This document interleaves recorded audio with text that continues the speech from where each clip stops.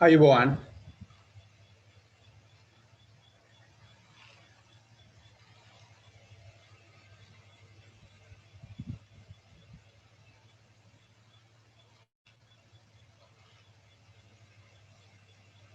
අයිබෝවන් සියලු දෙනාටම සුබ සන්ධ්‍යාවක්. අපි මේ ලෑස්ති වෙන්නේ අලුත් වැඩකට වෙනස් හැඩයකින්. මොකද්ද මේ වෙනස් හැඩය? අලුත් වැඩේ මොකද්ද? කොහොම නමුත් ග්‍රැෆිකය ආයතනය ප්‍රකාශන ආයතනයක් විදිහට මුද්‍රණ ආයතනයක් විදිහට වෙනස් හැඩයකින් අලුත් වැඩ කරන බව උජ්ජලිකව මමත් දන්නවා, ඔබත් දන්නවා ඇති. මේ අවස්ථාවේ මම සඳහන් කරන්න කැමති ග්‍රැෆිකය ආයතනය ශ්‍රී ලංකා ළමා හා යොවුන් පොත් මණ්ඩලයේ, ඒ කියන්නේ IBBY ආයතනයේ, ඒ වගේම නව මම්පෙත් සොයමින් ප්‍රකාශන ක්ෂේත්‍රයේ දියුණුව සහ විශේෂයෙන් අපේ රටේ දරු පරපුර තුළ පොත් කියවීමේ පුරුද්ද ප්‍රවර්ධනය කිරීමට මහත් පරිශ්‍රමයක් යොදමින් කටයුතු කරන රීඩ් ප්ලස් පදනමේ ආරම්භක සමාජිකයෙක්. මේ හැන්දෑවේ ඔවුන් කියනවා ගස් නගින්න කියාපු දවස කියලා. අපි බලා ඉඳිමු මොකද්ද මේ දවසේ කියන්නේ කියලා. ගස් නගින්න කියාපු දවස. ඒක ඉංග්‍රීසි භාෂෙන් a good day for climbing trees. අප්‍රිකානු භාෂාවෙන් ලියවිච්ච පොතක් මුල් කෘතිය නිර්මාණය කරේ ජාකෝ ජාකොබ්ස් විසින් අප්‍රිකාන් භාෂාවෙන්. ඒක ප්‍රකාශයට පත් කරන්නේ මම හිතන්නේ 2017 දී. ඉතින් ඒකට අපිත් එක්ක ඉන්නවා මේ පොත සිංහල භාෂාවට පරිවර්තනය කරපු ප්‍රවීණ පරිවර්තක චෝලානන්ද සමරනත්නායක මහත්මයා. ඔබ කවුරුත් චෝලානන්ද මහතාව හොඳින් දන්නවා ඔහුගේ පරිවර්තන කෘති හරහා. ඒ වගේම මේ පොත ගැන අදහස් දක්වන්න කොළඹ විශ්වවිද්‍යාලයේ ජ්‍යෙෂ්ඨ කතිකාචාර්ය චින්තක චන්ද්‍රකුමාර මහත්මයා, ප්‍රගීතිකා ජයසේකර මහත්මිය, චමත්ක කවීන් බණ්ඩාර යොවුන් පාඨකයා සහ ප්‍රදීප් ඉන්දුනීල් පියරත්න මහත්මයා ඇතුළු ආරාධිත මහත්මීන් විශාල පිරිසක් අපිත් එක්ක එකතු වෙලා ඉන්නවා. ඉතින් ග්‍රැෆිකය ආයතනය වෙනුවෙන් මම ඔබ සෑම දෙනාම මේ සන්ධ්‍යාවේ ඉතාම ආදරයෙන් පිළිගන්නවා. ජාකෝ ජාකොබ්ස් අප්‍රිකානු භාෂාවෙන් නැත්නම් අප්‍රිකාන්ස් භාෂාවෙන් වැඩියෙන්ම ළමා පොත් ලියලා තියෙන කතුවරයා. මේ වෙනකොට ඔහු පොත් 170කට වැඩි ප්‍රමාණයක් ප්‍රකාශයට පත් කරලා තියෙනවා. ඒ වගේම ඔහුගේ පොත්වල පිටපත් මිලියනයකට වඩා අලෙවි වෙලා තියෙනවා. ඒ වගේම ජාකොබ්ගේ කවි නිර්මාණ බොහෝම ජනප්‍රියයි. ඔහු සුප්‍රසිද්ධ තීරුලිපි රචකයෙක්. ඒ වගේම නිදහස් මාධ්‍යවේදියෙක්. ඒ වාගේම තමයි පරිවර්තකයෙක්. ඉතින් අපේ පරිවර්තකයා චෝරානන්ද සමරනායක මහත්මයා රාජ්‍ය පරිපාලන දෙපාර්තමේන්තුවේ භාෂා පරිවර්තකයෙක්, ප්‍රවීණ කවියෙක්, ඒ වගේම බොහෝ අත්දැකීම් ඇති දක්ෂ දේශකයෙක්, චිංගිත් අයිත්මාද වූ සම්මානයෙන් පිදුම්ලත් දක්ෂ ලේඛකයෙක්. හොඳයි. අපි දැන් ආරාධනා කරමු චෝරානන්ද මහත්මයාට මොකද්ද මේ පොත ගැන ඇති විශේෂත්වය සහ එහි ඇති අපූර්වත්වය ගැන අපිත් එක්ක අදහස් බෙදා හදා ගන්න. චෝරානන්ද මහත්මයා, ඔබටයි මේ ආරාධනාව. සියලු දෙනාටම සුබ සන්ධ්‍යාවක්. ඒ වගේම හැඳින්වීම පිළිබඳවත් ස්තුතියි. ජාකෝ ජාකොබ්ස්ගේ A Good Day for Climbing Trees ගස් නගින්න කියාපු දවස පිළිබඳව දිනේෂ් මහත්මයා කරපු හැඳින්වීමත් එක්කම මම කැමති ටිකක් ඉස්සරහට යන්න. අපි දන්නවා අපි කවුරුත් මේ වෙද්දී ගත කරන්නේ තරම් හොඳ කාලයක් නෙමෙයි. බරපතල විදිහට සීමා සහිතකම් යටතේ ජීවත් වෙන මොහොතක් මේ.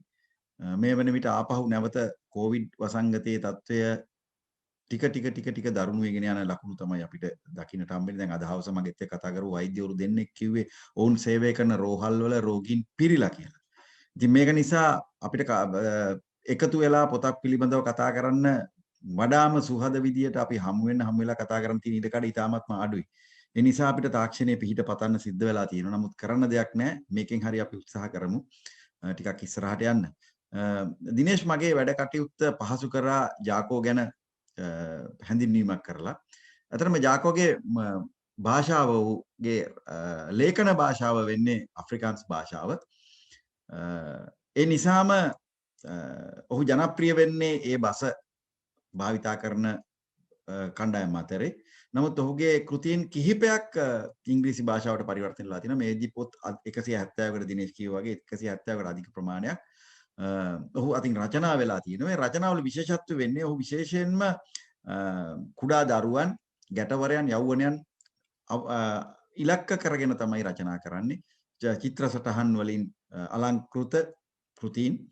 ඇතැම් මේවා කවි ඇසුරින් ලියපු මේ කවි ඇසුරින් ලියපු ළමා කතන්දර පිළිබඳ අපිට තියෙන සමීපම අත්දැකීම තමයි රුසියානු නැත්තම් සෝවියට් යුගයේ පළවෙච්ච ළමා කතා. ඊට අමතරව ලෝකයේ මේ කවි වලින් කතන්දර කියන සම්ප්‍රදායක් තියෙනවා. ඒවා අපේ රටෙත් ඇත්තටම තිබිච්ච දේවල්. අප්‍රිකාන්ස් භාෂාවෙන් ලියන ජාකෝටත් ඒක විශේෂයක් වෙන්නේ නැහැ. මොකද අප්‍රිකාව කියලා කියන්නේ ඔබ දන්නවා විශාල ජන සංඛ්‍යාවක් වාසය කරන විශේෂයෙන් කළු ජාතිකයන් දුමුරු පැහැසමැත්තන් ඒ කියන්නේ ඉන්දියාවෙන් රටවලින් සංක්‍රමණය වෙලා එහි පදිංචි වෙලා අප්‍රිකානුවන් බවට පත් වෙච්ච අය. ඊට අමතරව සුදු ජාතිකයන් කාලයක් සුදු ජාතිකයන් තමයි බලය හැබෙව්වේ. ඊට පස්සේ ඒ බලය මාරු වෙනවා කළු ජාතිකයන් අතර. නෙල්සන් මැන්ඩෙලා අවුරුදු 27ක සිර දඬුවම නිමා කරලා ඇවිල්ලා ජනාධිපති ධූරයට තරඟ කළ ජනාධිපතිවරයා බවට පත් වීම.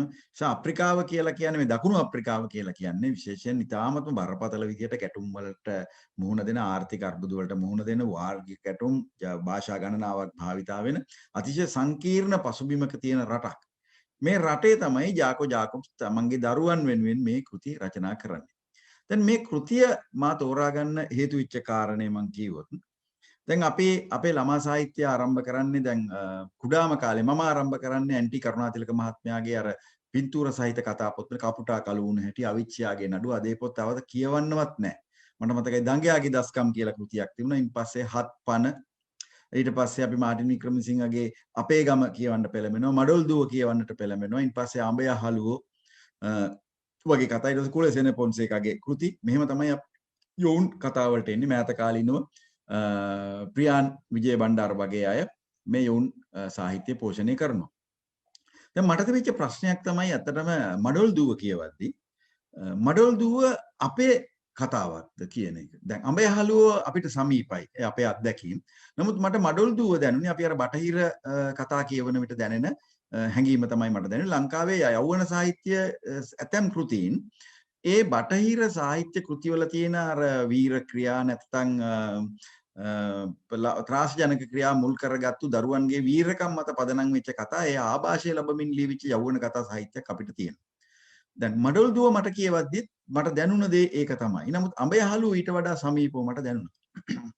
දැන් ඒ වගේ පරිසරයක ඉඳගෙන ඇයි මම ජාකෝ ජාකොබ්ස්ගේ කෘතිය තෝරගන්නේ කියන තැනට આવොත් ඊට කලින් මම කැමතියි කියන්නේ මොකද ලංකාවේ කියවීම පිළිබඳව අපි යම්කිසි සංවාදයක් ඇති කළ යුතුව තිබෙනවා කියලා මම හිතනවා. කියවීම නැරඹීම කියන කාරණා දෙකටම. මොකද ලංකාවේ කියවීම සහ නැරඹීම මම නැරඹීම කියන එකෙන් අදහස් කරන්නේ සිනමා පට සහ නාට්‍ය කියවීම කියලා කියන්නේ පොත්පත් කියවීම කියන කාරණේට මේ දෙකේදීම අපේ වැඩිහිටි පරම්පරාව තුල තියෙනවා එක්තරා දුර්මතයක් සැලකිය යුතු පිරිසක් තුල සමහර කෘති කියවීමට සුදුසු නැහැ කියලා. නුසුදුසු කෘති තියෙනවා. ඒක මම පිළිගන්නවා.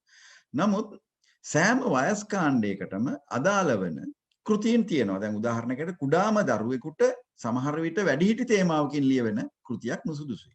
ඒක අපි පිළිගන්නට ඕනේ. නමුත් ඔහුගේ වයස් මට්ටමට අදාළ වෙන කෘතියක් ඔහුට නුසුදුසුයි කියන්නට අපිට පුළුවන් කමක් නැහැ. දැන් උදාහරණයකට ගත්තොත් මාරියෝ වර්ගස් යෝසා කියන පේරු ජාතික ලේඛකයාගේ බෑඩ් ගර්ල් නැත්නම් විශේෂකාරී කියලා සිංහලට පරිවර්තන වෙච්ච කෘතිය අපි කුඩා දරුවන්ට තරම් ගෝචර නොවෙන්නට පුළුවන්. නමුත් ඒක වැඩිහිටියන් උදෙසා වන සාහිත්‍යයක්.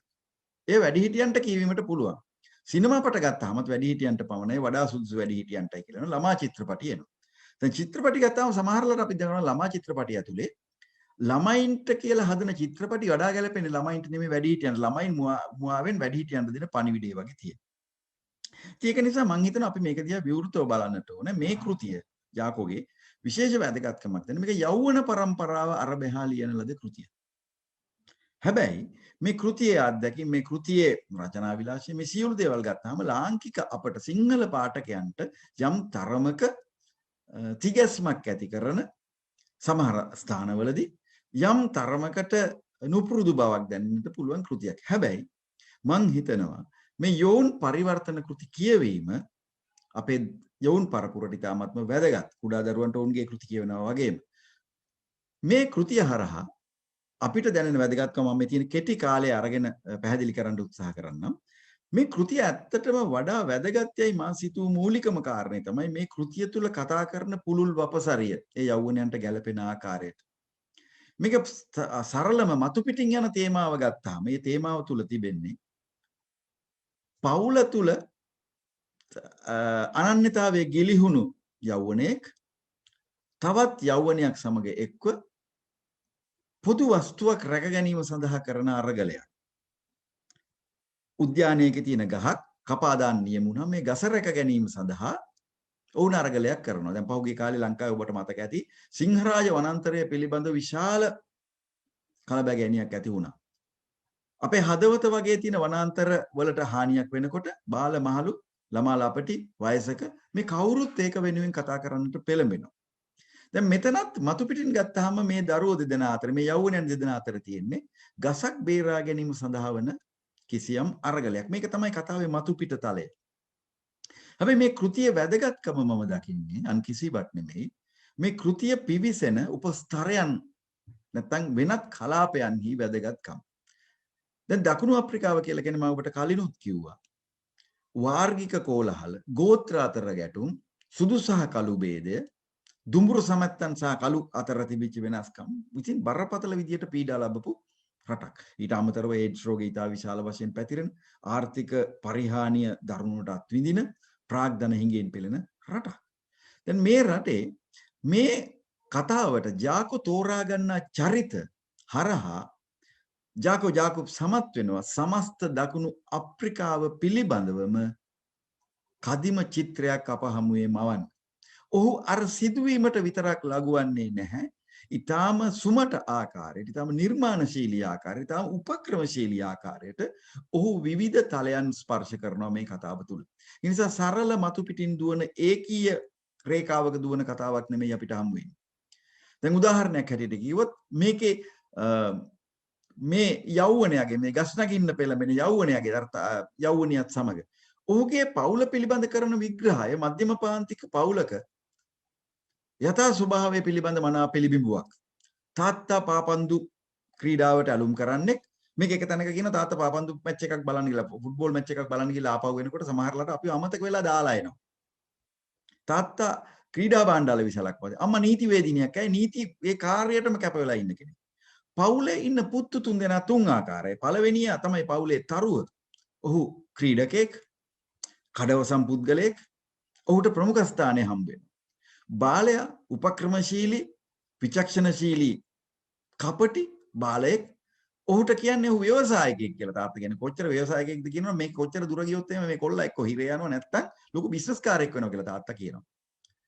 මේක ඔහුගේ ව්‍යවසායකත්වයන් ගැන මේ කෘතිය කියන දේ හරි අපූර්වයි. ඒක අපිට ආගන්තුකයි. මේක එක තැනක තියෙනවා ඒ පුංචි මල්ලි පවුලේ වැඩිමල් අයියව හාදු අපි කියනවා කිස් එකක් දෙන්න.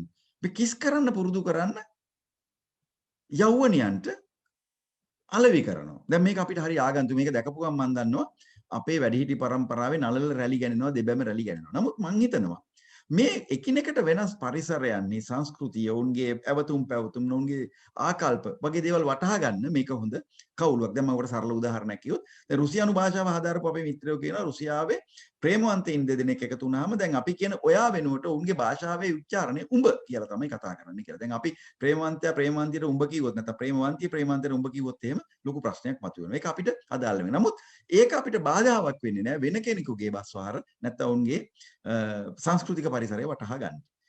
දැන් ඒ සියල්ල මැද්දේ මේ ලේඛකයා කියනවා මේ පවුලේ මැද ඉන්න කෙනා මැද සමාජිකයා මද්දුමයාට අනන්‍යතාවයක් නැහැ පෞරුෂයක් නැහැ කියලා තමයි හැමෝම පැත්තකට දාලා තියෙන්නේ. ඒතර මේ කතාව එක පැත්තකින් දුවනවා මේ මද්දුමයා තමන්ගේ පෞරුෂය තමන්ගේ ස්ථානය තමන්ගේ අනන්‍යතාවය සොයා ගැනීම. ඒක හරි වැදගත් මේ කතාව ඇතුළේ. ඒක නිසා මම හිතනවා අපේ දරුවන්ට මේක යෞවන පරම්පරාවට වැදගත්. මොකද අපි හැමෝම භින්න පෞරුෂයන්ගෙන් පීඩා විඳින අවස්ථා එනවා. විශේෂයෙන්ම වැඩිහිටි පරම්පරාව තමන්ගේ දරු පරම්පරාවේ පෞරුෂය බිඳීම සඳහා දැන හෝ නොදැන බරපතල මැදිහත් වීම කරනවා.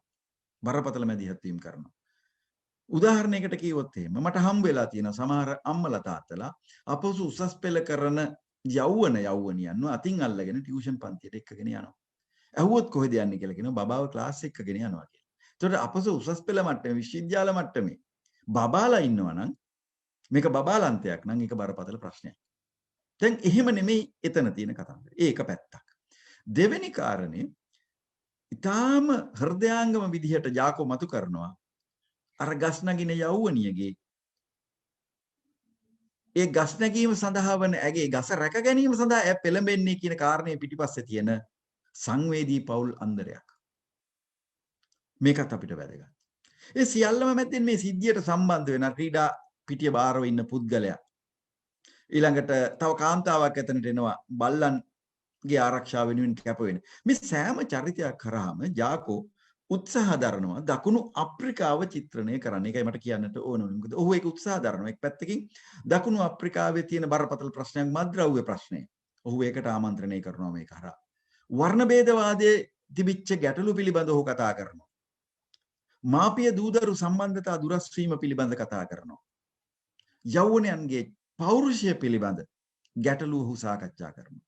හැබැයි එකක්වත් ඔහු ඍජුව අපිට කියන්නේ නැහැ මේක මෙයාගේ පෞරුෂයේ ප්‍රශ්නයක් මේ මෙයාගේ පෞලි ප්‍රශ්නයක්. එහෙම දෙයක් කියන්නේ නැහැ. ඒ වෙනුවට ඔහු අපි මේ අවස්ථා සිද්ධි සම්බන්ධතා ගොඩනගමින් රසවත් දෙබස් හරහා අපූර්ව ආඛ්‍යානයක් ගොඩනගනවා පුළුල් චිත්‍රයක් දකුණු අප්‍රිකාව පිළිබඳව. ඒක නිසා අපිට මේ කතාව හරහා වෙනම භෞමික කලාපයකට භූමි කලාපයක ජීවිතයට එබිලා බලන්න හොඳ කවුලුවක් ජාකෝ විවර කරනවා. ඒක නිසා මං හිතන්නේ ඒක හරි වැදගත් අපි මෙන්න මේ දේවල් වටහාගෙන මේ කෘතියට පිවිසෙන එක. මොකද මේක නිකන් සරල කතන්දරයක් නෙවෙයි වීර ක්‍රියාවක් නෙවෙයි. දැන් ලංකාවේ හුඟක් වෙලාවට අපි යෞවන කතන්දර ලියන ළමා කතා ලියන්න ගියාම මං දකින්න හුඟක් අය ලියනවා පොහොසත් දරුවා දුප්පත් දරුවට උපකාර කරනවා නැත්නම් දෙමළ තරුණයාට හෝ තරුණියට සිංහල තරුණයා උපකාර කරනවා. මේ අපේ ප්‍රශ්න අපි මතු පිටින් අල්ලන්නේ. අවුරුදු 30ක් ඇදිච්ච යුද්ධයේ මැද්දේ අපි ජාතික සමගිය ඇති කරන්න කතා කරන නිර්මාණ බොහෝ වෙලාට යන්නේ වගේ සරල මතු පිට තලයන් ගෙනියන්නේ. ඔහු ඊට වඩා ගැඹුරු තැනකින් ජාකෝ මේ කතාව අල්ලනවා. සටනින් පරාදයි මේ යෞවනයා සහ යෞවනිය. නමුත් ඒ සටනේ පරාජය ගස කැපීම වුණාට ඒ හරහා අර යෞවනයා තමන්ගේ පෞරුෂය දිනා ගන්න ආකාරය, ඒ යෞවනිය තමන්ගේ ජීවිත මාර්ගයේ තුල තමන්ට මතුවෙච්ච බාධා ගැටලු, තමන්ගේ දුක් කරදරයන්ට පිළිතුරු සොයා ගන්න ආකාරය, ඒක මේ සම්බන්ධ වෙන අනිත් චරිත තම තමන්ගේ ජීවිත තුලට නැවත හැරී බලන ආකාරය, මේ සියලු කාරණා පිළිබඳ හරි අපූර්ව නිර්මාණාත්මක චිත්‍රයක් ඔහු අපිට ඉදිරිපත් කරනවා. ඒක නිසා මම හිතනවා මේ වගේ කෘති කියවීම අපිට හරි වැදගත්. මේ වගේ කෘති කියවන්න ඕනේ. දැන් මේ කෘතිය ඇත්තටම ගත්තාම යෞවන පරම්පරාවට පමණක් නෙමෙයි වැඩිහිටියන්ටත් ඉතාම වටිනවා කියවන එක. අපේ වැඩිහිටියන්ගේ තියෙන ප්‍රශ්නේ තමයි මම දකින්න සමහරවිට වැඩිහිටියෝ තාම කියවන්නේත් ළමා කෘති. හුඟක් වෙලාවට. චිත්‍රපටි බලන්න ගියාම සමහර අය වැඩිහිටියන්ට පමණයි චිත්‍රපටි බලන්න යන්නේ. මොකද ඒවා වැඩිහිටියන්ට පමණ නෙමෙයි වැඩිහිටියමයි නොයන්නේ. වැඩිහිටි තේමා වැඩිහිටියන් ප්‍රතික්ෂේප කරනවා. වැඩිහිටියන් වැඩිහිටි තේමාවල් ප්‍රතික්ෂේප කරනවා. ඒ වගේ සමහර වෙලාවට විකාර සාගත හැසිරීම අපි අපේ සමාජය තුල දකිනවා.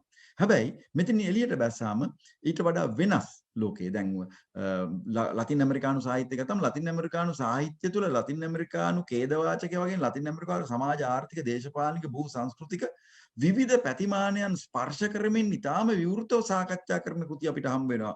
ගබ්‍රියල් ගාසියා මාකේස් ගත්තත් ඉසබෙල් අයන්දේ ගත්තත් මාරියෝ වර්ගාසියෝස වගේ ලේඛකයෙක්. අනිත් පැත්තෙන් අර්නස්ට් හෙමින්ගේ වගේ ඇමරිකානු ලේඛකයෙක් ගත්තත් කොයිතරම් පුළුල් විදිහට ඔවුන්ගේ ජීවිත විවරණය කරගන්නවා. ඉතින් මේ විදිහටම දකුණු අප්‍රිකාවෙත් ඇත්තටම මේ අප්‍රිකානු මහද්වීපය තුල විශිෂ්ට සාහිත්‍යයක් තියෙනවා. නුගුගි වාතියොංගා වගේ කෙනෙක්, චිනුවා අචිබේ වගේ කෙනෙක්, වැඩිහිටියන් උදා චිනුවා අචිබේ ළමයින්ට රචනා කරපු අපූර්ව පොත් තියෙනවා. තියොංගෝ වගේ කෙනෙක් විවිධ පැති වලින් දකුණු අප්‍රිකානු සාහිත්‍ය අපිට කියනවා. එලචි අමාඩි වගේ ලේඛකෙක්, මෑතක බිහි වෙච්ච අලුත් ලේඛකයන් ගොඩක් ඉන්න උන් සමහර වෙලාවට කතා කරනවා අර විවිධාකාර මාතෘකාවුන් කතා කරනවා. ඔවුන්ගේ වර්ණ භේදවාදය ඉවර වෙලා මැන්ඩෙලාගේ නව අප්‍රිකාව බිහිවීමත් සමග බහුතර බලය මත කළු ජාතිකයන් බලයට පත්වීමත් එක්ක කළු ජාතිකයන්ගෙන් සුදු ජාතිකයන්ට එල්ල වෙන පීඩන මෙයාදී විවිධ මාතෘකා කතා කරනවා. මේවා අපිට වැදගත්. අපි ලෝකයේ දකින්නට ඕනේ පුළුල් ඇහැකින්. අන්න ඒ පුළුල් ඇහැකින් ලෝකයේ දකින පුරවැසියා බිහි කිරීමට නම් කුඩා අවදියේ ඉඳලා කුඩා දරුවාගේ ඉඳලා අපි මේ පුළුල් කවුළුව විවර කරගන්න යතුරු ටික අපේ දරුවන්ට ගැටවරයන්ට ලබා දිය යුතුයි. ඉතින් ඒක අරමුණු කරගෙන තමයි මම මේ කෘතිය පරිවර්තනය කරන්න පෙළඹුණේ. මොකද මේක මම දැකපු මොහොතේ අතර මගේ සිත් ගත්තු පොතක්. මේක විශාල ප්‍රශංසාවන් හිමි කරගත්තු සම්මාන හිමි කරගත්තු පොතක්. මේ කෘතිය තෝරාගත්තු ගාම මම තීරණය කරේ මේක අනිවාර්යෙන් පරිවර්තනය කර යුතුයි. මම පරිවර්තනය කරන්න විශේෂයෙන් මට රසයක් ලැබුණු නිසා නෙමෙයි. මම විශ්වාස කරනවා මේ කෘතිය හරහා අපිට අපේ යෞවන පරම්පරාවට වෙනස් කියවීමක් වෙනස්ම ආකාරයක සාහිත්‍යමය අත්දැකීමක් ලබා දෙන්න පුළුවන්.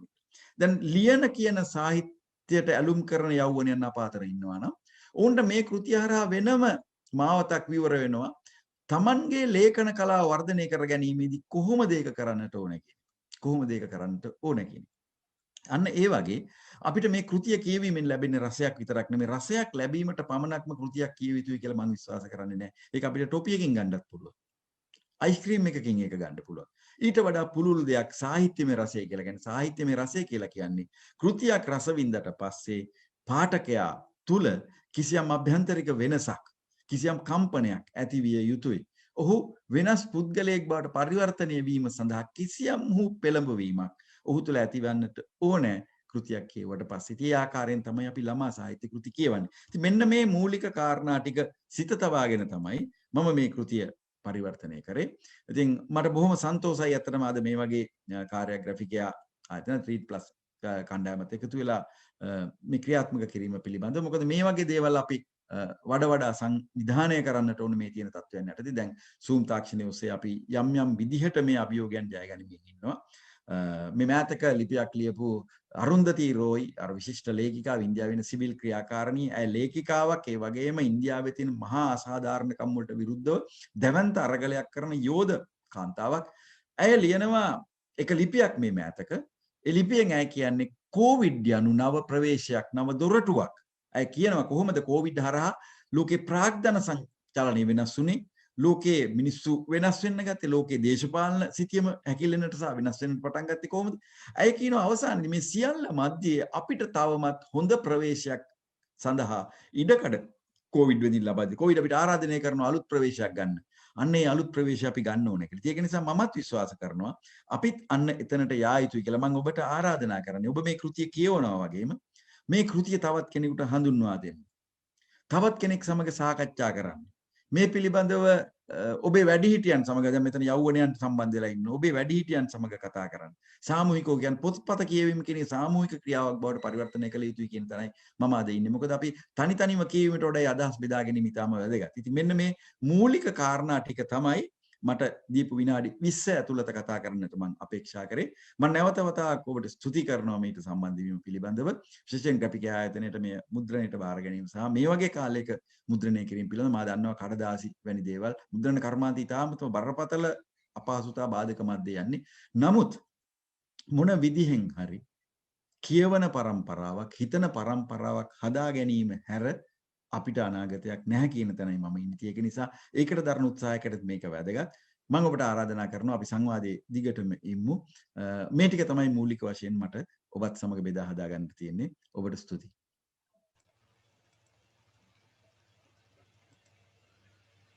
ඉතාමත්ම ස්තුතිවන්ත වෙනවා චූඩානන්ද මහත්මයාට.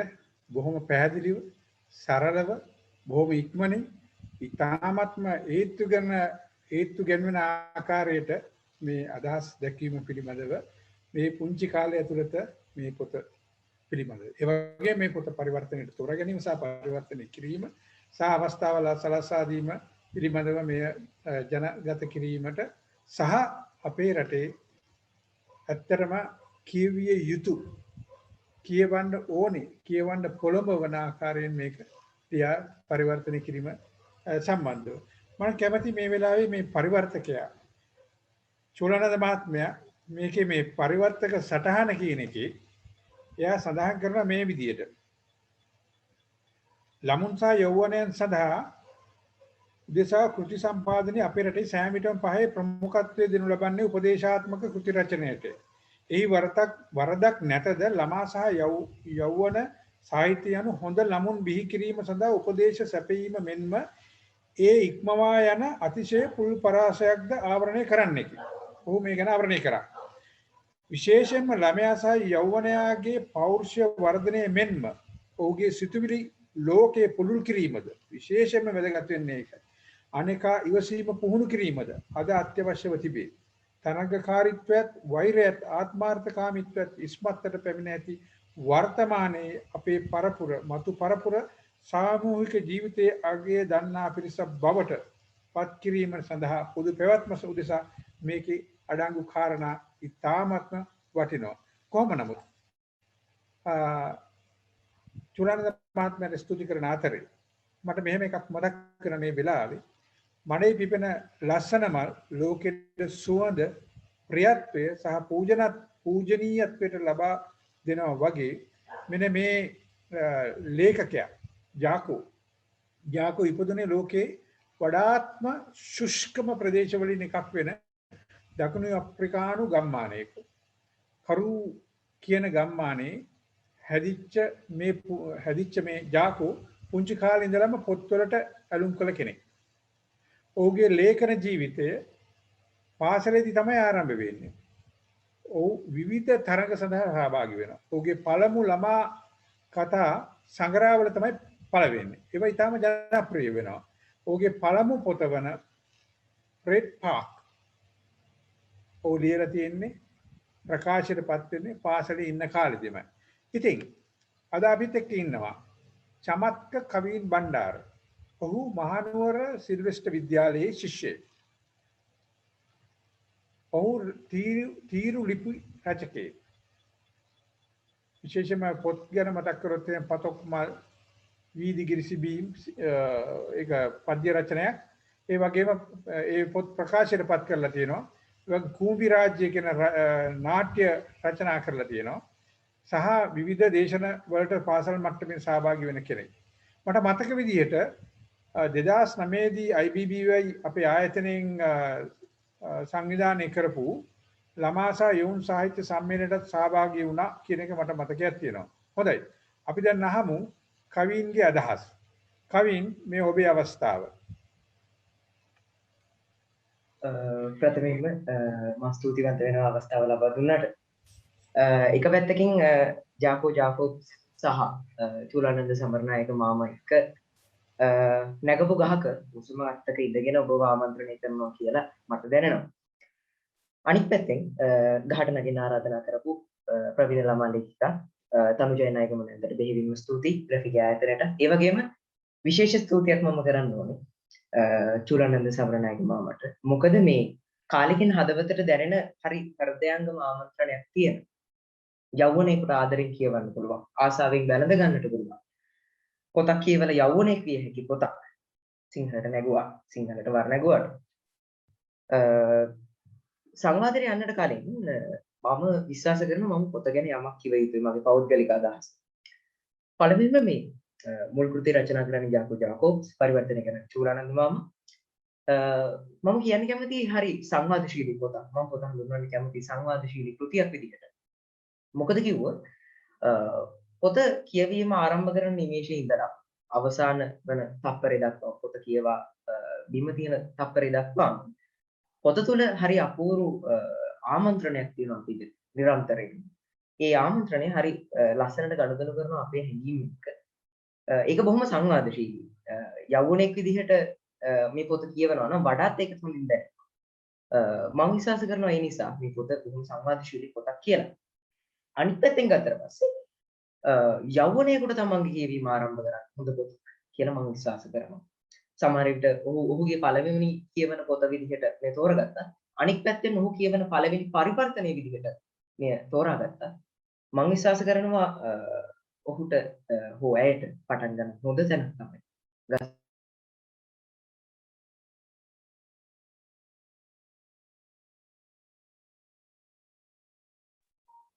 මෑතකදී මට සමීප වෙච්ච කෘති අතරින් මගේ හදවතේ ඇතුළුම ద్వාර වලට තට්ටු කරන්න තරම් සමත් වෙච්ච පොත් අතරින් එකක් තමයි මේ පොත මම හඳුන්වන්න කැමති. සහ අනිත් පැත්තේ විශිෂ්ට පරිවර්තන ආගමනක් පොත පුරාම අපිට දකින්න පුළුවන්. මට දකින්න පුළුවන් වුණා. ඒ වගේම මේ විශේෂ කාරණයක් විදිහට මම මතු කරා. දෛනික ජීවන රටාව තුළ අපිට මුණ ගැහෙන මේ භාෂාව, සාමාන්‍ය දෛනික ජීවිතේ අපි අදහස් උමාරු කරගන්න භාෂාව භාවිතෙන් මේ චූලානන්ද මාමා හරි අපූර්ව භාෂා වින්‍යාසයක් ගොඩනගනවා. හදවතට දැනෙන විදිහට. මම හිතනවා ඒ නිසාම මේ යෞවන කාලය තුල යම් ආකාරයක පොඩි කලබලයක් මනසේ රැඳිලා තියෙන යෞවනය පොත තුල ඇහැදිකටම රඳවා ගන්න. හරි අපූර්ව අවස්ථාවක් නිර්මාණය වෙනවා කියලා. කතාවට පිවිසුනාට පස්සේ මම හිතුවා මේ අනුමාතෘකා කිහිපයක් යටතේ පොත ගැන කතා කරන්න.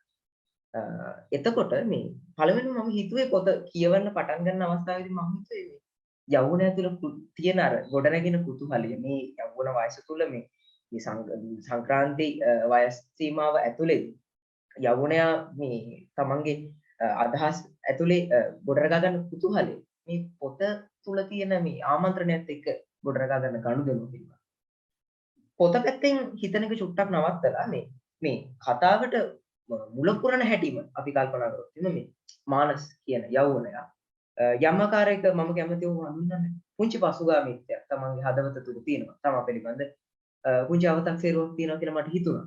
නමුත් පස්සේ මට හිතුණා මේ පවුල තුළින් ඔහුට ගොඩ නැගුණු වපස්ත්‍රී නිසා ඔහුට ලැබුණ දෙයක් දෝ කියලා. කොහොම නමුත් මානස් කියන මේ තරුණයාට තමන්ගේ ගෙදරට පිඟන් හොද ඉන්න අවස්ථාවකදී මේ තමන්ගේ ගෙදර දොරට තට්ටු කරන ආගන්තුක සමවයස් යුවතියක් සමග ගසක් බේරා ගැනීම සඳහා උද්‍යානයක තියෙන ගහක් බේරා ගන්න ඒ ගහ උඩට නැගලා අරගලයක් කරන්න තරම් ශක්තියක් ලැබෙන්නේ මෙන්න මේ කුතුහලය නිසා කියලා මම විශ්වාස කරනවා. මෙතනදී මේ කුතුහලය නොතිබුණා නම් සමහර විට යෞවනෙක් විදිහට ඔහුට මම හිතනවා මේ ඔහු සමහර විට ලේලා පොත තුල හම්බෙන යුවතිය ඇය කියන පෙත්සම ප්‍රතික්ෂේප කරන්න තිබ්බා. නමුත් මේ ඔහු තුල අර තියෙන කුතුහලය නිසා ඔහු ඈත් එක්ක මේ ගහ නගිනවා. සමස්ත වස්තුවම කල්පනා කරපුවාම මේ කුතුහලය නිසා ගොඩනැගුණු එකක් බව මම විශ්වාස කරනවා. අනිත් පැත්තේ මේ කුතුහල නිරූපණය නෙමේ සමාජ ක්‍රියාකාරකම් සඳහා මේ තියෙන උනන්දුව සහ මේ සමාජ ක්‍රියාකාරකම් වලට තමාගේ වැඩිහිටියම ලැබුණාට පස්සේ මේක කොහොම දැනෙනවද සහ අනිත් පැත්තේ තමාට දැනෙන හැඟීම් අනිකාට ඒ විදිහටම දැනෙන්නේ නැත්නම් මේ පොදු හැඟීමක් කොහොමද දැනෙන්නේ සමවයස් කණ්ඩායම් අතර හෝ වේවා නැත්නම් සමස්ත සමාජය දිහා බලලා හෝ වේවා මේ කාරණා ටික සඳහා මේ තියෙන කුතුහලය පොත තුළ හරි අපූර්වට අවස්ථා කිහිපයකදීම මේ අපිට මුණ ගැහෙනවා සහ මේ හරි ලස්සනට ඉස්මතු කරලා පෙන්නනවා. එතනදී මේ අර පෙර නොවිරු උනන්දුව සෑම දෙයක් සඳහා සමහර විට මේ මානස්ට මම මානස්ගේ පැත්තෙන් කතා කරොත් එහෙනම් මානස්ට ඕන තරම් කපන ගස් හම්බෙලා ඇති කැපුණු ගස් හම්බෙලා ඇති. නමුත් ඔහුට අරගලයක් කරන්න හිතෙන්න තරම් මම විශ්වාස කරන විදිහට මේ කුතුහලේ බරපාන. තව පැත්තකින් මෙතනදී ඔහුට ලීලා සම්බන්ධව තියෙන ආකර්ෂණය කියලා කියන්න පුළුවන් මේකට එක අතකට. මම කියනවා යම්කිසි හැඟීමක් වෙන්නට පුළුවන්. ඒ හැඟීම නිසා සහ ලීලාව හඳුනා ගැනීම සඳහා තියෙන ඒ කුතුහලය ලීලා කවුද කියන එක අනාවරණය කරගන්න. ඇයට සමීප වීමට තියෙන ඌමනාව. මම විශ්වාස කරන විදිහට මේ පොත පුරාම මේක දුවනවා. මේ තියෙන කුතුහලය. සහ අනිත් පැත්තෙන් මම විශ්වාස කරන විදිහට පොත අවසාන වෙන්නේ මේ ඕන් හඳුනා ගන්න පටන් ගන්න තැනින්. මම ඒක ඉදිරියට කතා කරන්නම්. පසුබිම් වෙන කතාව ඇතුළේදී මේ සාමාන්‍ය පෞල් ජීවිතය තුළදී මානසට ලැබෙන තැනත් එක්ක කියන්නේ පෞලේ වැඩිමලා සහ බාලයාට වැඩි අවධානයක් කරනවා දෙමව්පියන්ගේ තාත්තගේ පැත්තෙන් ව්‍යාපාර කටයුතු සඳහා තියෙන අවධානය අම්මගේ පැත්තෙන් ඒගේ වෘත්තිය සඳහා තියෙන අවධානය මානසික තියෙන අවධානය ගිලිහෙනවා කලින් චෝලනන්ද මම කියපු විදිහට මෙතනදී මේ ගිලිහීම ඇතුළේදී ඔහුගේ කුතුහලය මම හිතන තවත් ආකාරයකට වැඩි වෙනවා එක කාරණයක් සහ අනිත් පැත්තෙන් පොත තුළදී මේ හරි අපූර්ව කාරණාවක් කතා කරනවා. මේ කාරණාව තමයි මම හිතන මේ කාලය තුළදී බොහෝමයක් යෞවනයන් බොහොම අපූර්ව තීරණ සඳහා එළඹෙන්නේ. විවිධ තීරණ සඳහා සහ මේ ඔවුන්ට දැනෙන මේ සුවිශේෂීම හැඟීම කියලා මම විශ්වාස කරනවා. ආදරය කියන කාරණා. ආදරයට වඩා මම කියන්නේ කැමති මේ ප්‍රේමය හෝ ආකර්ෂණය කියන. පොත තුළදී තියෙන විශේෂත්වය තමයි මට දැනුනේ. පොතේ උඩුපෙළ තුළදී එහෙම ලොකුවට මේක ගැන කතා වෙන්නේ නැහැ පොතේ තේමාව තුළ. නමුත් මේ පොතේ යටිපෙළ තුළදී වගේම මේක හරි අපූර්වට ඉස්මතු වෙනවා. පුනරූපණය වෙනවා. මේ පුනරූපණය වීම ඇතුළතදී මේ අපූර්වම කාරණේ නම් පොත තුළ මේ ප්‍රේමය කියන වචනේ පාවිච්චි වෙන්නේ නැහැ. මම හිතන එක හරි අපූර්ව දෙයක්. නමුත් මේ තැන් දෙකකදී මේ මට මුණ ගැහුණා මේ ප්‍රේමය ඇලුණාද කියලා හිතන්න පුළුවන් තරම්. මම පුංචි උදාහරණයක් දක්වන්නම්. මේ 138 වෙනි පිටුව පෙරළුවොත් පොතේ මේ වෙනකොට මේ මම කතාවේ පසුබිම චුට්ටක් කියලා ඉන්න මේ අවස්ථාව වෙනකොට මේ හරිත අරගලේ යම් තාක් දුරකට ඇවිල්ලා බාහිර කණ්ඩායම් වලින් මේකට සහයෝගය ලැබෙනවා මේ අවස්ථාව වෙනකොට සහ අනිත් පැත්තෙන් දැන් මේකට පරිණත තරුණයන්ගේ කියලා ඇතුළු කණ්ඩායමක් විසින් පරිණත තරුණයන්ගේ කණ්ඩායමක් විසින් මේ සඳහා තමන්ගේ දායකත්වය ලබා දෙනවා. මේ ලබා දීම ඇතුළතදී මේ මාධ්‍යවේදී විසින් මොවුන් දෙදෙනා පිළිබඳ පත්තරයක වාර්තා කරනවා. මෙතනදී හරි අපූර්ව සංසිද්ධියක් වෙනවා. මම කියන්නේ ජෝන් අංකල් මට නවක පත්තරයක් දුන්නා. මෙන්න ඔයාලට කියවන්න දෙයක් තියෙනවා. හනික කෝපි ගිල දාපු මම ගහට නැගලා ඒ වෙනකොටත් ගහට නැගලා හිටපු ලේලා ගාවින් වාඩි වුණා. පත්තරේ දිගෑරියාම නම් මගේ උගුරකට වේරුණා. ඉස්සරහම පිටුවේ ප්‍රධාන පුවතට පහලින් ලේලයි මයි ගහේ ඉන්න පින්තූරයක් තිබුණා. ඒක පහල ඉඳලා ගත් එකක්. මුළු පින්තූරයම වගේ වහගෙන අපේ පහලට එන්න කකුල් තමා තිබුණේ. සිරස්තනේ මෙහෙමයි. ගසක් බේරා ගැනීමට යවුන මිතුරයක් සහ මිතුරියක් ඉන්නේ. මම නැවත වතාවක් ඒක කියන්නම් මේ ගසක් බේරා ගැනීමට යවුන මිතුරෙක් සහ මිතුරියක් ඉන්නේ. මම හිතනවා මේ මාන්ස්ගේ පැත්තෙන් ලේලාගේ පැත්තේ කිසිේ වෙතත් කතකයාගේ කෝණේ කල්පනා කරොත් මේ වෙනකොට ඔහු තුල යමක් ඇති කියන එක මම හිතනවා. සහ අනිත් පැත්තෙන් මේ පොත අවසාන වෙන තැනදී හරි අපූර්ව සංසිද්ධියක් වෙනවා. මේ මම කිව්ව ඕන් හඳුනා ගන්න පටන් ගන්න මෙතනින් කියලා. ඔහු මේක හඳුනනවා මානසම මේක හඳුනනවා මේ ක්ෂණිකව දීපු හාදුවක් කියලා. මම මේ කොටස උගුටන්න. ඒක ක්ෂණිකව දීපු හාදුවක්. යාන්තම් මගේ තොල්වල යාගේ තොල් ඇතිල්ුණා විතරයි. හැබැයි ඒකම මගේ හදවත මොනවද 아무තු දේවල් කරන්න පටන් ගත්තා. අර මම කියපු චූලානන්ද මාමගේ මේ භාෂා රටාව තුළ තියෙන හෘදයාංගමකම තරුණයාගේ හදවතට කතා කරන එක යවුණයාට මේ පොතත් එක්ක අපූර්ව පිරිසඳරක යෙදෙන්න අවස්ථාව හදලා දෙන්න. උදාහරණයක් විදිහට මේ වගේ යෙදුම්. හැබැයි ඒකම මගේ හදවත මොනවද 아무තු දේවල් කරන්න පටන් මේ වගේ යෙදුම්. ඊට පස්සේ ਉਹ කියනවා මගේ මූණටයි උරහිසටයි වැටලා තිබුණ දිර එළිය එකපාරටම හරි රස්නෙට දැනෙන්න ගත්තා. පුංචි සුලම් පාරක් මගේ කොණ්ඩේ අවුස්සගෙන ගියා. ඒ විතරක් නෙමෙයි. මගේ කකුල් මගේ අත් දෙකයි කකුල් දෙකයි දිගේ මොකද්ද හිරියක් දුවනවා වගේ මට දැනුණා. මේ වෙනකොට මේ මානස්කේ දැන් මානස්ට ලීලකින් හාදුවක් ලැබෙනවා. මේ වෙනකොට ඔහුගේ හදවත තුළ යම් හැඟීමක් උක්ත වෙනවා. මේ උක්ත වීමත් එක්ක බාහිර පරිසරයේ මැදිහත් වීමත් හරි ලස්සනට කියනවා. පරිසරයේ වෙන සංසිඳීනොත් ඔහුට නිකන් ඇහැට පෙනී නොපෙනී යනවා. පුංචි සුලම් පාරක් මගේ කොණ්ඩේ අවුස්සගෙන හැමු. ඒ වගේ යෙදුමනේ එක ප්‍රකට වෙනවා. ඊට පස්සේ ඔහු අවසානයේදී හරි ලස්සන යෙදුමක් කියනවා. ඒක හරියට කොයි මොහොතේ හරි මගේ ඇඟෙන් දලු දාලා මල් පිපෙන්නේ. මම හිතනවා මුළු පොත පුරාම ඒ අරන් ආපු Java එක වාක්‍යයක් මත තියලා චූලානන්ද මම පරිවර්තනය අවසන් කරනවා සහ පොත ඉවර වෙනවා. මෙතන තමයි කියන්නේ මේ හරියට කොයි මොහොතේ හරි මගේ ඇඟෙන් දලු දාලා මල් පිපෙනවා වගේ. මම හිතන මෙතනදී තමයි දෙවනි පැලවීම මේ ප්‍රේමය හෝ ආකර්ෂණය වගේ කාරණාවක් මානසික හදවත තුළ හෝ ලීලාගේ හදවත තුළ හෝ දෙදෙනා තුළ පැලවෙන අවස්ථාව මේ කියන මම විශ්වාස කරනවා පෞද්ගලිකව. තුන්වෙනි කාරණේ විදිහට මේ සමාජ සංසිද්ධීන් සඳහා මේ සහ මේ සමාජ සංසිද්ධීන් විනිවිදව දැකීම. මෙතනදී ප්‍රමුඛම කාර්ය විදිහට මම හිතන්නේ මේ දැන් ගහක් කැපීම සඳහා මේ විරෝධය පෑම කියන කාරණාව. මේ කාරණාව තුළදී මට පේනවා යම් ආකාරයක දෘෂ්ටිමය කතන්දරයක් මේ ලීලා තුල තියෙන. විශේෂයෙන් දැන් පොත කියවගෙන යනකොට සමහරක් තැන්වලදී මට හිතෙනවා ලීලා සඳහා ලීලාගේ චිත්‍රය යම් ආකාරයක මේ සංක්‍රාන්ති අවධියක තිබුණා. ඇය තුල යෞවනයක් විදිහට ඇයගේ සීමාවටත් එහා කොහොම මේ උද්වේගකර චින්තන රටාවක් ඇයට තියෙනවා. මම හිතන්නේ ඒකම තමයි හේතුව වෙන්නේ මානස මේ වැඩේ සඳහා සහභාගී කරගන්න. එතකොට ඇය මේ ගහ එක පැත්තකින් ඇයට පෞද්ගලික හේතුවක් තියෙනවා. මේ ගහ විශ්වයේ මැදේ තියෙන ගහ බේරා ගැනීම සඳහා ඇයට පෞද්ගලික හේතුවක් තියෙනවා. මම ඒක කියන්නේ නැහැ. නමුත් මොනෑම ආකාරයකට හරි ඇය මේ සඳහා විරෝධය පෑම තුලම මම දකිනවා යම් ආකාරයක මේ සමාජ සංස්කෘතිය විනිවිදව දැකීම. මේ තුලම මේ විනිවිදව දැකීම සහ මේ සමාජ සංස්කෘතිය දැකීම කියන එක. හිතනකොට අනිත් පැත්තෙන් මට හිතෙනවා මේ විප්ලවයේ වගේ කාරණා, විප්ලවයේ අරගල වගේ කාරණා සහ මේ විප්ලවයේ අරගල සටන් පාට වගේ වචන මේ පොත තුල හමු වෙනවා. මෙතනදී මේ විප්ලවයේ දලුලෑම කියන සහ මේ යෞවනයා සමාජයේ තියෙන මේ සමාජයේ තියෙන සංසිද්ධීන් සඳහා දේශපාලන ආනතියක් ඇති පිළිබඳව පොතේ හරි අකුරු යටිපෙළක් තියෙනවා කියලා මම විශ්වාස කරනවා.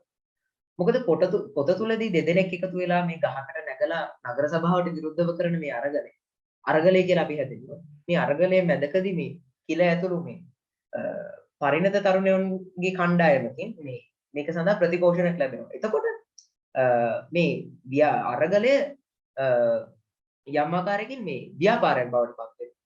ඊපස්සේ මේ ව්‍යාපාරය අවසානයේදී මේ අපි දකින්න මේ අවසාන හරියේදී අවසාන භාගයේදී මේ ඩීව ඇඩ් එකක් ඇවිත් මේ මොවුන්ට අනුග්‍රහය දක්වන්න කතා කරනවා. මේ සමාජය තුළදී යම් ආකාරයක සුද්ධ වූ අරමුණු පවා මේ හරි අපූර්වට පරිවර්තනය වෙන හැටි. මේ සඳහා සමාජයත් වැදගත් වුණා. උදාහරණයක් විදිහට දැන් මුල් කාලේදී ඔවුන්ට කිසි අවධානයක් ලැබෙන්නේ නැහැ. උද්‍යානය තුල මිනිස්සු ඕන තරම් යනවා මේ දෙන්න ගහ කුඩට වෙලා කරන අරගලයේ පිළිබඳ උන්ට ගහනක් නැහැ. හැබැයි අවසාන හරියට එනකොට මේ උන්ට අවධානය ලැබෙනවා. එතකොට අපි දකිනවා මේ සමාජය තුළ මේ සුද්ධ වූ අරමුණු යම් ආකාරයක වෙනස් වීමක් සිදු වෙන ආකාරයක් මේ පොත තුළ. කොහොම හරි මේ මම කලින් කිව්වා වගේ මේ පොත තුළ මේ දේශපාලනය හෝ යම් ආකාරයක මේ අරගල ස්වරූප පිළිබඳ තියෙන පුංචි පැලයක්. නමුත් මේ පැලයේ මේ තියෙන බලපෑම බොහොම වැඩි කියන මම හිතනවා. නියෝජනය බොහොම ප්‍රබලයි. යෞවනය තුළ දේශපාලන සංකල්ප පැලවෙන ප්‍රධානම හේතුවක් විදිහට මම දකින්නේ සමාජ සංසිද්ධියෙන් සමාජයේ කෝණයකින් විනිශ්චය කරන්න යන එක. මේ විනිශ්චය එක්තරා ආකාරයකට නොනැඹුරුයි. කිසිම පාර්ශවයකට අපි කිව්වොත් යෝජක ප්‍රතියෝජක විදිහට මේ සමාජ පක්ෂ අපි නම් කරගත්තොත් ඒ කිසි පැත්තකට නැතුව බොහොම මධ්‍ය ලක්ෂයක ඉඳගෙන මධ්‍යස්ථ තැනක ඉඳගෙන සමාජය විවරණය කරන්න උත්සාහ කරනවා. සමාජය කියවා ගන්න උත්සාහ කරනවා. මේ කියවීම ඇතුළේ යම් ආකාරයක දේශපාලනික කාරණා උන් තුළ පැලවෙනවා කියලා මම විශ්වාස කරනවා. මෙතනදී මේ අරගලකාරී ස්වරූපය තව පැත්තකින් සීරුවට දනවනවා කියලා මම විශ්වාස කරනවා. ඒ තමයි මේ තමගේ පාලන පක්ෂයේ ප්‍රශ්න කිරීම. මෙතනදී පාලන පක්ෂය මේ මට තුන් ආකාරයකින් පොත තුන මුල් තිබුණා. පළවෙනි එක තමයි මේ ගහ කැපීම සම්බන්ධවදී නගර සභාව ලීලා විසින් ප්‍රශ්න කරනවා. අවස්ථා කිහිපයකදී ඒ විසින් උපහාසයට ගන්න අවස්ථාවක් අපිට හමු වෙනවා. නමුත් මේ එක පැත්තකින් නේසා මානස් තමන්ගේ මවගෙන් ප්‍රශ්න කිරීමක් වෙනවා කියලා මම හිතනවා. මේ අරගලය සඳහා තමන්ගේ දායකත්වය එක දවසක් මේ අරගල දායකත්වය ලබා දෙනකොට එක දවසක් රැය ගහ තුල මේ පහන් කරන්නට ඇයිමට බැරි වගේ එකක් මට දැනෙනවා. එක ප්‍රශ්න කිරීමක් සහ අනිත් පැත්තෙන් මේ සමාජයේ සමස්ත සමාජයේ ප්‍රශ්න කිරීමක් වෙනවා. මොකද මේ ප්‍රශ්න කිරීම එක් ආකාරයකින් ඔබට කියන්න පුළුවන් ප්‍රශ්න කිරීමක් නොවේ කියන. මොකද මේ ගහක් කපන්න යෑම විරෝධ ගහක් කපන්නට යෑම සම්බන්ධයෙන් විරෝධයක් පළ කිරීම දී ප්‍රශ්න කිරීමක් වෙන්නේ කොහොමද කියලා ඔබට අහන්නට පුළුවන්. නමුත් මම විශ්වාස කරනවා යම් ආකාරයක දැනුමක් වුණා ප්‍රශ්න කිරීමක් බවට පරිවර්තනය වෙන්න පුළුවන්. විශේෂයෙන් මේ යෞවනෙක් ළමෙක් මේ යම් ආකාරයක ජීවිතේ මුල් අවදිවල ඉන්න මිනිසුන් මේ ප්‍රශ්න කරනවා. මොකද ඔවුන්ට යම් ආකාරයක පිටුපස අරමුණු නැහැ මේ සඳහා. ඒක පැත්තක. අනිත් පැත්තෙන් කතා කරොත් මේ කිලවැනි බාහිර කණ්ඩායම් වල අවධානය සහ උපකාරය මේ සඳහා ලැබීමත් එක්ක මේ හරිත ව්‍යාපාරය මේ හරිත අරගලේ යම් ආකාරයකට මේ සංයුක්ත මට්ටමකට එනවා කියලා මම විශ්වාස කරනවා. මොකද මේ උදාහරණයක් විදිහට දැන් මේ නැවත වතාවක් 138 වෙනි පිටුවට ගියාට පස්සේ 138 වෙනි පිටුවේ මේ නැවත වතාවක් අපිට හමු වෙනවා මේ මම කලිනුත් උදාහරණයක් ගත්තේ මේ පිටුවම තමයි. අපි මෙතනදී මේ කියලා ඇතුළු කණ්ඩායම මේ සඳහා සහභාගී වෙනවා. මෙතනදී මේ සටන් පාට කියන වචනේ අපිට හමු වෙනවා. අපිට ගහ ඕනේ, අපිට ගහ ඕනේ. ළමයි කණ්ඩායම ආයෙත් සටන් පාට කියන්නට ගත්තා. මෙතනදී මේ අර යම් ආකාරයක සමාජ ධාරාවෙන් පැමිණෙන දේශපාලනයේ මොවුන් සඳහා පැමිණීම. මොකද මේ මොවුන් සටන් පාට භාවිතා කරන්නේ නැහැ. නමුත් මේ කියලා ඇතුළු කණ්ඩායමේ සම්ප්‍රාප්තියක් සමග මේ මෙතනදී උන්ගේ සටන් පාට අපිට ඇහෙන්න පටන් ගන්නවා පොත තුල. විවිධ මානයන් ඔස්සේ අපිට මේ පොත නිර්වචනය කරගන්න අවස්ථාව මේ හරහා ලැබෙනවා කියන මම විශ්වාස කරනවා. අනිත් පැත්තෙන් මේ අර මම කිව්වා වගේ මේ යම් ආකාරයක දේශපාලන ආනතිය නිසා මේ සමාජයේ ප්‍රශ්න කරන්න මේ සඳහා සමාජයේ පවතින සංසිද්ධීන් වලට ප්‍රතිරෝධී මත ආකල්ප ඇති ප්‍රකාශ කරන්න සහ ඊට පස්සේ මේ දක්වන මේ සමාජ සංසිද්ධීන් සහ සංසිද්ධීන් වලට සහ තීරණ වලට දක්වන ප්‍රතිරෝධය ක්‍රියාත්මක කරන්න එක පැත්තකින් ඔවුන්ගේ විරෝධය පෑම සඳහා ක්‍රියාත්මක වීම සිද්ධ වෙනවා. මේ උදාහරණයක් විදිහට මේ විරෝධය පෑම සඳහා ක්‍රියාත්මක වීම ගැන කතා කරනකොට මම හිතනවා මේ පොත තුළ වෙන්නේ එවන් දෙයක්. මේ ලීලා විසින් කරන්නේ එවන් දෙයක්. මේ ගහක් උඩට නැගලා මේ කරන විරෝධය එවන් දෙයක්.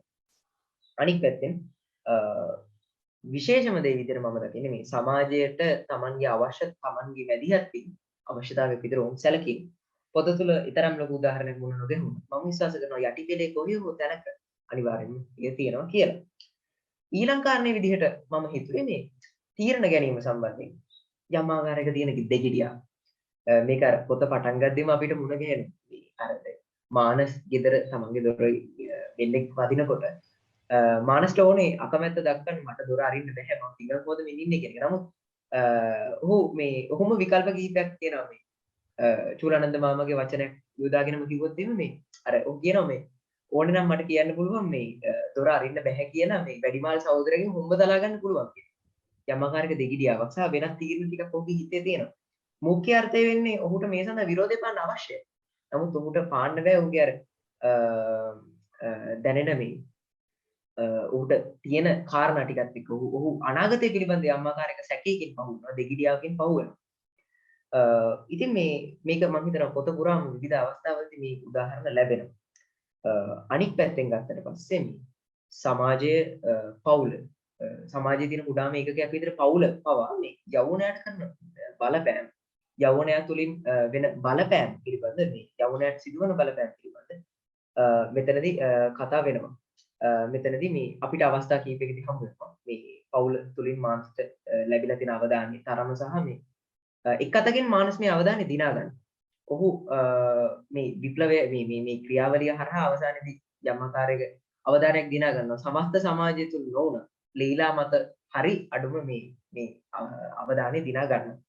ඉතින් මේ මම හිතනවා අනිත් පැත්තෙන් පොත තුළ හරි අපූර්ව නිරූපණයක් වෙනවා මේ යෞවන කාලය තුලදී මේ අර තියෙන මේ ආකර්ෂණය පිළිබඳ මම කලින් කිව්වා වගේ කොහොම හරි අවසාන වශයෙන් මට කියන්න තියෙන්නේ මේ මම මුලදී කියපු කතාවම තමයි හරි අපූර්ව පොතක් යෞවනයේකට සංවාදශීලීව රස විඳින්න පුළුවන් පොතක්. මම විශ්වාස කරනවා යෞවනයට තමන් කියවන පළවෙනි පොත වුවත් පොත අත නොහැර එක හුස්මට කියවන්න පුළුවන් පොතක් කියලා. ඉතින් මේ ගස් නගින්න කියාපුම දවසට උස ගහකට මාව නැගුවට තුති ඒ වගේම නගින්න පුළුවන් ගහක් මට පෙන්වුවා. තනුජ නැන්දට දෙහිවින් ස්තුතියි. අනිත් පැත්තේ මම ගහ නැගපු හැටි කියපු වෙලාව අහගෙන හිටියා. ඔබට දෙහිවින් ස්තුතියි. ඉතාමත්ම ස්තුතිවන්ත වෙනවා චමත් කවින් බණ්ඩාර යෝන් ලේඛකයාට පාඨකයාට and ඔයාගේ යෝන් ඔබෙන් නැගෙන හඬ ඔබ ඔබේ දයසින් දකින දේ අපිට බොහොම වටිනවා. විචාරාත්මක බව බොහොම අපූර්වයි. බොහොම ස්තුතියි. දැන් මේ ඊළඟට අපිට ලැබෙන්නේ මේ පොත ගැන විචාරාත්මක අදහස් දැක්වීමක් ප්‍රදීප් ඉන්දුනිල් පියරත්න මහත්මයාගෙන්. එතුමා අපේ රටේ ළමා සාහිත්‍ය පිළිබඳ පර්යේෂණවල යෙදී සිටින ඒ වගේම එම පර්යේෂණ ඇතුළෙන් අප කාටත් ප්‍රයෝජනවත් වෙන ග්‍රන්ථයක් ප්‍රකාශයට පත් කරලා තියෙනවා. ඔව් අධ්‍යාපන අමාත්‍යාංශ අධ්‍යාපන ප්‍රකාශන දෙපාර්තමේන්තුවේ සහකාර අධ්‍යාපන කොමසාරිස් ඉන්දුනිල් ප්‍රදීප් ඉන්දුනිල් ප්‍රියරත්න මහත්මයාට මේ අවස්ථාව ඔබේ අදහස් දක්වන්න. ඔව් ඉන්දුනිල් මහත්මයා. බොහොමත්ම ස්තුතියි. පළමුවෙන් මේ අවස්ථාව ලබා දුන්නට මම මගේ ස්තුතිය ප්‍රකාශ කරනවා තනුජා ඒකම මහත්මියට වගේම අපේ කුලතුංග මහත්මයාටත්. ඒ වගේම පළමුවෙන් මගේ හදපිරි ප්‍රණාමය පුද කරනවා අපේ චූලානන්ද සමරනායක ජ්‍යෙෂ්ඨ ලේඛකයාණන්ට. මොකද අපේ සිංහල පරිවර්තන සාහිත්‍ය වෙනුවෙන් එතුමා ලබා දීලා තියෙන සම්ප්‍රදානය අතිමහත්. විශේෂයෙන් අපි සරසවි කාලේ ජාතික පුස්තකාලේ පොත් දොරට වැඩීම් වලට ගියාම හරිම ආසයි මෙතුමාගේ දෙසුම් අහන්න. ඒ වගේම මෙතුමා ඒ ඕන අවස්ථාවක දකින්න ලැබෙනවා රසවත් දෙසුම් ඉදිරිපත් කරනවා. ඉතින් මෙතුමාගේ මේ අපූර්ව යොවුන් කෘතිය ගැන කෙටි අදහස් දැක්වීමක් කරන්න මට අවස්ථාවක් ලැබීම ගැන මම ගොඩක් සන්තෝෂ වෙනවා. ඉතින් දැන් මේ කතාවේ කතා තේමාව එහි චරිත ඒ සියල්ලම අපේ චූලානන්ද සමරනායක මහත්මයා වගේම චමත් කවින් මල්ලිත් ඉතාම අපූර්වට පැහැදිලි කරා. ඉතින් මා මෙහිදී මං හිතුවේ විචාරයකටත් වඩා මේ යොවුන් සාහිත්‍ය කෘතියේ තියෙන මේ සුවිශේෂත්වය. මේක අප්‍රිකානු සමාජයේ තේමා කරගත්තට මං හිතන විදිහට අපේ යොවුන් සාහිත්‍යදරයින්ටත් ලොකු අවබෝධයක් ගන්න පුළුවන් මේ යොවුන් සාහිත්‍යකරණය පිළිබඳව මේ කෘතියෙන්. මොකද දැන් අපේ බොහෝ විට අපේ යොවුන් සාහිත්‍ය කෘතියන්නේ ඒකාකාරී තේමාවල. වීරයන්, නිදන් හුරුන් නැල්ලීම, එවගේම ගැමි පරිසරය ඉතාම අතිශෝක්තියෙන් වර්ණනා කිරීම, ඒ වගේ දේවල් එක්ක ඒකාකාරී තේමාවලට යනකොට මේ වගේ යොවුන් සාහිත්‍ය කෘති කියෙව්වහම අලුත් මාන ඔස්සේ අපිට හිතන්න පෙළඹවීමක් ඇති කරනවා. මම ඒකෙන් අපේ නූතන සිංහල යොවුන් සාහිත්‍ය ඒ ඔවුන්ගේ සම්ප්‍රදානය අප්‍රමාණ කරන්න අදහස් කරන්නේ නැහැ. නමුත් මේ යොවුන් සාහිත්‍ය කෘතිය කියවනකොට දැනෙනවා ඒක නිදහසේ ගලාගෙන යනවා. ඒ යොවුන් ජීවිතය එක්තරා විදිහකට මේ සැඟවීමකින් තොරව මේ කතුවරයා නිරූපණය කරලා තියෙනවා. ඒකට චූලනන්ද මහත්මයාගේ පරිවර්තන කුසලතාවත් බලපාන නැති. නමුත් ඒකේ ඒ නිදහසේ ගලා යාම ඊටාම විශිෂ්ට විදිහට තියෙනවා මේ යොවුන් සාහිත්‍ය කෘතිය. ඇත්තටම ඒක හරි ಜಾති පොතක් කියලා මට හිතෙනවා. ඒ වගේම මේකේ තවත් මම දැකපු එකක් තමයි අපේ සිංහල යොවුන් සාහිත්‍ය කෘතිවල මේ ඇතැම් විට ස්ත්‍රී චරිත යොදාගන්නේ අඩුවෙන්. නමුත් මේකේ ප්‍රධාන චරිතයේ විදිහට මේ ලෙයිලා කියන චරිතය උපයෝගී කරගෙන තිබෙනවා. ඒ වගේම මම තව මේකේ විඳපු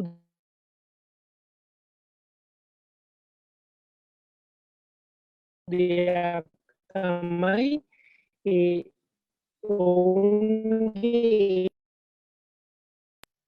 ඒකත් මේ යොවුන් සාහිත්‍ය කෘතිය පුරා අපුල තියෙනවා. ඒක කියන්නේ කලින් මට මතක් වුණේ මේ යොවුන් සාහිත්‍ය කෘතිය රස විඳිනකොට මේ ගස් එක්ක තියෙන මතක ගොඩක් අවදි වුණා. මේව මගේ පෞද්ගලික අත්දැකීම් වෙන්නේ නැති. නමුත් අපි පරිසරය ගැන බොහෝ ලිපි කියවලා තියෙනවා. පරිසරය ගැන විවිධ විචාර පොතපත කියවලා තියෙනවා. නමුත් මේ දරුවෝ දෙන්න මේ ගහ කපන්නේ නැතුව ඒක බේර ගන්න කරන අරගලය, ඒ පරිසරයට දක්වන ආදරය එක්ක කල්පනා කරනකොට මට මතක් වුණා අපේ ජීවිතවලත් මේ ගස් එක්ක අපූර්ව සම්බන්ධතා තියෙනව නේද කියලා. ඉතින් මගේ පෞද්ගලික අත්දැකීම් වලින් මට ඒ වගේ ගස් 5ක් විතර මතක් වුණා. ඒ වගේම ඒව එක්ක මට එක්තරා විදිහකට සියුම් කම්පනයකුත් ඇති වුණා. ඒ ගස් බේර ගන්න බැරි වීම සහ ඒවා විනාශ වීම ගැන. ඒ වගේ එකක් තමයි දෙල් ගහක් තිබුණා. මේ ළමයි දෙන්න ඒ ගහ රැක ගන්න දරනකොට මේ උත්සාහය ගැන කියවනකොට මට ඒක මතක් වුණා. ඒ දෙල් ගහ බොහෝ දෙනෙක් ගෙඩි කඩාගත්ත දෙල් ගහක්. ඒ වගේම ඒකෙන් මේ දෙල් විකුණනවා, බොහෝ අය අරගෙන යනවා. ඉතින් මෙහෙම යනකොට මේක කාලයක් ගියාට පස්සේ මේ ගහ මැරිලා ගියා. තාමත් අපිට දෙල් ගෙඩි කනකොට මතක් වෙනවා ඒ ගහේ ඊටාම රසවත් දෙල් තිබුණා. නමුත් මේ ගහ රැක ගන්න බැරි වුණා කියලා. පස්සේ කෙනෙක් අපි හොයලා බලනකොට අපිට අවබෝධ වුණා මේ ඒ ගහ මැරෙන්න හේතුව ඒ අර අපි ඒකේ හරක් බැන්දා ඒ උන්ගේ මුත්‍රා සහ ගොම දිගට වැටුණට පස්සේ මේ ගහ දිගට කාලයක් ඒව වැටුණට පස්සේ ඒ ගහ ඒකට හේතුවක් විදිහට තමයි මැරුණේ කියලා. ඉතින් මේ වගේ තවත් ඒ වගේ පරිසරයේ එක්ක තිබෙන සම්බන්ධතා ගොඩක් මේ මගේ මතකෙට නැගුණා. මේ දරුවෝ දෙන්න මේ ගහ රැකගන්න දරන ප්‍රයත්නය දැක්කහම. ඒ වගේම තමයි තවත් මට මතක් වුණා ඕ වගේම අපි මේ එක්තරා මේ සාමාන්‍ය මිලාදික භෝගයක් දුලියන් ගහක් අපි එක කාලයක් මේ ඒවා බොහොම මිලදී ගන්න අමාරුයි. ඉතින් අපි ඒ පැත්තේ ලොකු ගහක් තියෙන මේ ඒ වගේ ගහක් තියෙනවා. ඒවා බොහෝ විට මේ කෙනෙක් මිලදී අරගෙන ඒවා විකුණනවා. ඒ ගහ මේ ගහේ සම්පූර්ණ ගෙඩි ටික අරගෙන. ඉතින් ඔහොම යනකොට අපි දැන් ඒක ලොකු ඉල්ලුමක් තිබිච්ච ගහක්. ඉතින් ඕකෙන් දවසක් ගෙඩියක් ගෙනත් අපි පැල කරලා කාලයක් හැදුනා. ඔය මේ දුලියන් ගහ බොහොම සරුසාරයට හැදිලා හොඳට පළබර වෙලා හිටියා. තිබුණා. ඊට පස්සේ කාලයක් ගියාට පස්සේ වුණ දේ තමයි මේ එතනින් ලයිට් වයර් එකක් යන්න ඕන කියලා මේ ගහ කපන්න ලෑස්ති වුණා. අපි බොහෝ විට උත්සාහ කරා ඒක නතර කරගන්න. නමුත් මේ ගෙඩි පිටින්ම මේ ගහ මේ කපලා දැම්මා ඒ නගර සභාවේ. ඒ වෙලාවල් වල දැනෙන වේදනාව සහ ඒ ආශ්‍රිත සම්බන්ධතා ගොඩක් මට මතකයට නැගුණා මේ කෘතිය කියවගෙන යනකොට. දැන් චූලනන්ද මහත්මයා වගේම අර චමත්කමාලිත් කතා කරපු ඒ වගේ බොහෝ යටිපෙළ සහ විවිධ දේවල් තියෙනවා. නමුත් ඒකේ ප්‍රධාන තේමාවක් තමයි සෝබාදහමට ආදරය කිරීම සහ ඒ ඔවුන් එක්ක ජීවිතයේ තිබිච්ච සම්බන්ධතා, ගහකොළ එක්ක පරිසරය එක්ක. ඒක ඊටාම තියුණු විදිහට මේ කතුවරයා නිරූපණය කරනවා. ඒ වගේම තමයි මට තව ගහක් මතක් වුණා. ඒ ගහ මේ ඔය පිනිජම්බු ගහක්. ඒ පිනිජම්බු ගහේ එකපාරක් කෙනෙක් නැගලා එයා වැටිලා මැරුණා. අපි දන්න තැනක තිබිච්ච ගහ. මේම කාලයක් ගියාට පස්සේ කට්ටිය කියන්න පටන් ගත්තා කෙනෙක් ගහකින් වැටිලා මේ මැරිච්ච ගහක්නේ මේක හොඳ නෑ කියලා. ඊටාම රසවත් විශාල ගහ. මේ ගහ මේ අන්තිමට කපලා දාන්න තීරණය කරා. ඉතින් ඒ වගේ දැන් මේ කතාවෙත් අන්තිමට මේ දෙල්ලන්ගේ අරගලය එක්තරා කූට ප්‍රාප්තියකට ගියාට නමුත් කපලා දානවා නගර සභාව ඇවිල්ලා මේ ගහ.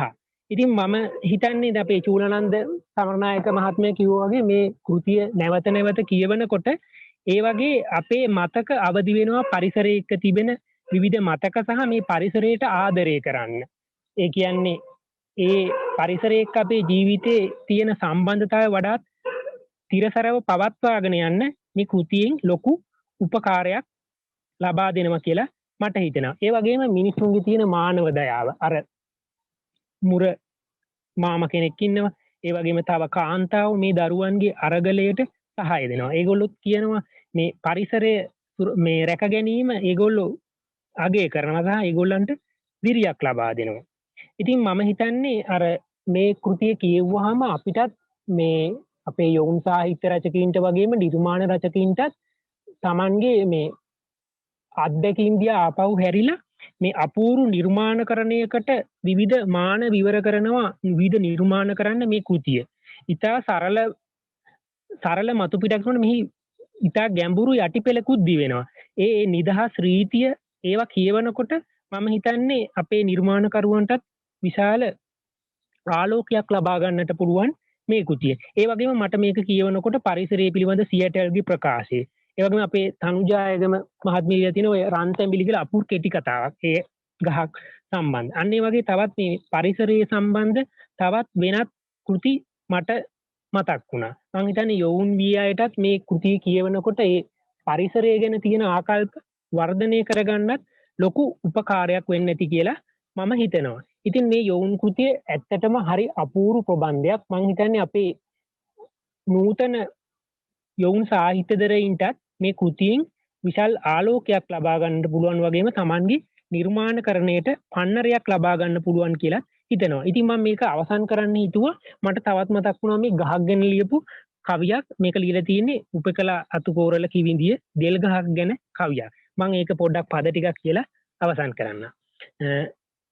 ලින්කට උතුරා කඳුළු වගුරුවා දෙල්ගහ වැටිලා පොළොව හඬවලා යුග ගණනක් කුසපිර වූ තවි බල පොළොව බදාගෙන නොනැගෙන නින්දක කිරට තෙලට තම්බා හොඳ පදමට රසවැල් පින වූ මහරුක්කඳ මායිම් පදනම් පවුරු ගලෝගෙන ඇදගෙන වැටිලා ගිගුමන් දීගෙන පට්ට පීදිලා තුරු ගෙඩිවන තුරු ගසමුල සිට ගෙඩි දැහැගෙන ගිය උන් පෙනෙන මානෙකවත් තවමත් නෑ ගහ වැටිලා බව නොදන්න ගානට කුට්ටි කෙරූ මල උන්දගේ අතපය කරගහ ගන්නට කිසිවෙක්වත් නැතුවට ඒ අතරේ ගෙඩි ඇතුවාදැයි බලන්න ආගිය උන් හැටි අපමණ කුට්ටි කරත් එය සොහොන් කරන්නට කුලී මැෂින් පමණකි ඇය අතළඟාද කලියුග කාලේ මේ ඉර මලයට අරුම එක හැටි මිනිසත්කම් දියවෙන. ඒ නමුත් ඒ කුඩා ඒ යොවුන් දරුවෝ දෙන්න ඒ ගහක් රැකගන්න දරපු අරගලය අතිශය අනුස්මරණීය විදිහට මතකයට නැගෙනවා මේ පොත කියවලා අවසන් වුණාට පස්සේ. කොහොමත්ම ස්තුතියි මගේ අදහස් දැක්වීම අවසන්. බොහොමත්ම ස්තුතිවන්ත වෙනවා ඉන්දුනිල් පියරත්න මහත්මයාට. බොහොම අර්ථවත් සහ රසවත් කවි පෙළකින් තමන්ගේ අදහස් දැක්වීම අවසන් කරා. ඔබතුමාට ඉතාමත්ම ස්තුතියි. ජාකෝගේ පොත් බොහොමයක්ම අප්‍රිකානු භාෂාවෙන් ලියා ප්‍රකාශයට පත් කරපු ඒවා. ගස් නගින්න හොඳම දවස. එක්සත් රාජධානියේ වන් වර්ල්ඩ් ප්‍රකාශන සමාගම විසින් ඉංග්‍රීසි පරිවර්තනයක් විදියට ජාත්‍යන්තරයට එක් කරනවා. ඔහුගේ පළවෙනි පොත ඒක තමයි ජාත්‍යන්තරයට එක් කරපු. දැන් මේ පොත ඉතාලි භාෂාවෙනුත් ප්‍රකාශයට පත් කරලා තියෙනවා. ඉතින් මේ පිළිබඳව ඊළඟ අදහස් දැක්වීමේ අවස්ථාව අපි ලබා දෙන්නේ කොළඹ විශ්වවිද්‍යාලයේ අධ්‍යාපන පීඨයේ ජ්‍යෙෂ්ඨ කතිකාචාර්ය චින්තක චන්ද්‍රකුමාර මහතාටයි. ඔව් චන්ද්‍රකුමාර මහත්මයා. ස්තුතියි. විශේෂයෙන්ම ස්තුතිවන්ත වෙන්න ඕන සංවිධායක කමිටුවට මාව මේ වගේ කාලීන වැදගත්කමක් තියෙන කර්තව්‍යයකට සම්බන්ධ කිරීම සම්බන්ධයෙන්. මොකද අපි දන්නවා මනුෂ්‍යත්වයේ පිරිණු මිනිස්සෙක් සමාජගත කරන්න නම් අපිට සාහිත්‍ය අත්‍යවශ්‍යයි. විශේෂයෙන්ම නව යෞවනයා පරිශීලනයට එකතු කරගන්න නම් මේ වගේ කෘති ජනගත වීම අත්‍යවශ්‍යයි. ඉතින් අද දවසේ මම බලාපොරොත්තු වෙන්නේ ජාකෝ ජාකොබ්ස්ගේ අප්‍රිකානු සමාජයේ මත පදනම් වෙලා නිර්මාණය වුණු මේ කෘතිය චූලානන්ද සමරනායක අපේ ජ්‍යෙෂ්ඨ සාහිත්‍යදරයාගෙන් ශ්‍රී ලංකාවට ඉදෙන මේ කෘතිය ගස් නගින්න කියාපු දවස. මේ කෘතියේ විශේෂයෙන්ම මම බලාපොරොත්තු වෙන්නේ යෞවනයා සම්බන්ධයෙන් මේ කෘතිය කතා කරන්නේ මොනවද කියලා ඔබත් සමග අදහස් හුවමාරු කරගන්න. ඉතින් චූලානන්ද සමරනායක මහත්මයා ගැන අමුතුවෙන් විස්තර කරන්න අවශ්‍ය නැහැ. නමුත් ඔහු තමන්ගේ පරිවර්තකගේ සටහන තුල ඔහුගේ වචන වලින්ම කියවෙනවා යොවුන් සාහිත්‍ය සම්බන්ධයෙන් ඔහු තුල තියෙන පරිචය. විශේෂයෙන්ම දිනේෂ් කුණුතුංග මහත්තයා මේ කොටස මම කියන්න හිතාගෙන හිටපු කොටස උපුටලා දැක්කුවා. එතෙන්දී ඔහු අවධාරණය කරන්නේ මේ හුදෙක් නව යෞවනයා සාහිත්‍යයට ඈඳා ගැනීමට උත්සාහය වගේම ඒ හරහා අපිට සිද්ධ වෙනවා ඊට වඩා යමක් මේ කෘතීන් හරහා සමාජගත කරන්න කියලා. ඉතින් ඒක චූලානන්ද සමරනායක මහත්මයා හොඳින් අවබෝධ කරගෙන තියෙනවා සහ කෘතිය තුලින් ඒ බව ඔප්පු වෙනවා. දැන් අපි නව යෞවනයා කියන්නේ කවුද කියලා කතා කරොත් එහෙම මනෝවිද්‍යාත්මක පැත්තෙන් මේ ගැන අපිට විග්‍රහයක් කරන්න පුළුවන්. දැන් විශේෂයෙන්ම එරික් එරික්සන්, ෆ්‍රොයිඩ්, ජීන් ෆියාජේ මේගොල්ලෝ මේ නව යෞවනයා කියන්නේ කවුද කියලා අර්ථකථනය කරලා තියෙනවා. දැන් එරික් එරික්සන් කියන්නේ නව යෞවනයා අවුරුදු 10-20 අතර කාල සීමාවේ තමයි ඔහු ඇතුළත් කළා තියෙන්නේ. ෆියාජේගේ වර්ගීකරණයට අනුව ඔහු කියන්නේ ඉන්ද්‍රිය ජාලක අවධිය, ඔහුම පූර්ව ක්‍රියාකාරී චින්තන අවධිය ඔහුම ගිහිල්ලා අවුරුදු 11-16 විධිමත් ක්‍රියාකාරී චින්තන අවධිය තමයි ඔහුගේ අර්ථ දැක්වීම අනුව මේ අපිට හඳුනා ගන්න පුළුවන් මේ නව යෞවනය කියලා. ඉතින් මේ කාල සීමාව තුල තරුණයා පෙන්නන ලක්ෂණ තියෙනවා. ඉතින් එන්නේ ඒ මනෝභාවයන්, ඒ තරුණයාගේ ස්වභාවයන් මනාව ප්‍රකාශනයට පත් කරන්න මේ කෘතිය සමත් වෙලා තියෙනවා. දැන් උදාහරණයක් විදිහට මේ කාලේ තමයි ශාරීරික සහ මානසික වර්ධනය වේගවත් වෙන්නේ. තර්කන හැකියාව. ඊට පස්සේ සමාජශීලී බව මතුවෙන්නේ. දැන් ෆ්‍රොයිඩ් මේ කාලේ අඳුරන්නේ වෘත්තකාම අවධිය කියලා. කියන අවුරුදු 12න් පස්සේ අවධිය. එතෙන්දී ඔහු කියනවා මේ ලිංගිකව පරිණත වෙනවා. ඊට පස්සේ විශේෂයෙන් විරුද්ධ ලිංගිකයන් කෙරෙහි ආකර්ෂණය ඇති වෙනවා. තව මේ කාල සීමාව තුළ තමයි රංචු ලැබියාව වැඩිපුර එන්නේ. කියන්නේ කණ්ඩායමක් වශයෙන් කටයුතු කරන්න. ඊළඟට විශේෂයෙන්ම මේ පිළිගැනීමට ලක්වීම බලාපොරොත්තු වෙන්නේ මේ කාල සීමාව තුළ. ඉතින් මේ කියන නව යෞවනයාගේ ලක්ෂණ ස්වභාවයන් කෘතිය පුරාම ඉතාම ලස්සනට එලි දක්වලා තියෙනවා. මම හිතාගෙන හිටියේ මනෝවිද්‍යාත්මක පදනම ගැන කතා කරන්න වුණාට පොත කියවගෙන යද්දි මම සාහිත්‍යදරයෙක් නොවුණට මට හිතෙනවා මට දැනෙනවා මේකේ තියෙන සාහිත්‍යමය වටිනාකම විශේෂයෙන්ම මේ කෘතියක තියෙන්න ඕන දෙයක් තමයි මේ පාඨකයා රඳවා තබා ගැනීමේ හැකියාව. දැන් විශේෂයෙන් නව යෞවනයා අපි දන්නවා ඔහු ඉහළ මට්ටමේ විදග්ධ සාහිත්‍යයට යොමු වෙන්න නම් ඔහු තුල කියවීමේ රුචිය මුලින් ඇති කරගන්න. දැන් මේ කෘතියේ ඒ ලක්ෂණ ඉතාම හොඳින් තියෙනවා. දැන් අපි කියන්නේ එක හුස්මට කියවා යා හැකි කෘතියක් කියලා. දැන් පෞද්ගලිකව මම ගත්තොත් එහෙම නව යෞවනයාගේ වචනෙන්ම කියනවා නම් මේක ෂොට් 3ට ගියව මම. ෂොට් 3ට ගියව කියන්නේ මේ දවස්වල මට කාර්යබහුල නිසා එක දිගට කියවන්න බැරි වුණා. නමුත් විවේකයන් දෙකයි අතර මැද තිබුණේ වතාවන් 3ක් අරගෙන පොත එකවර කියවලා ඉවර කරා.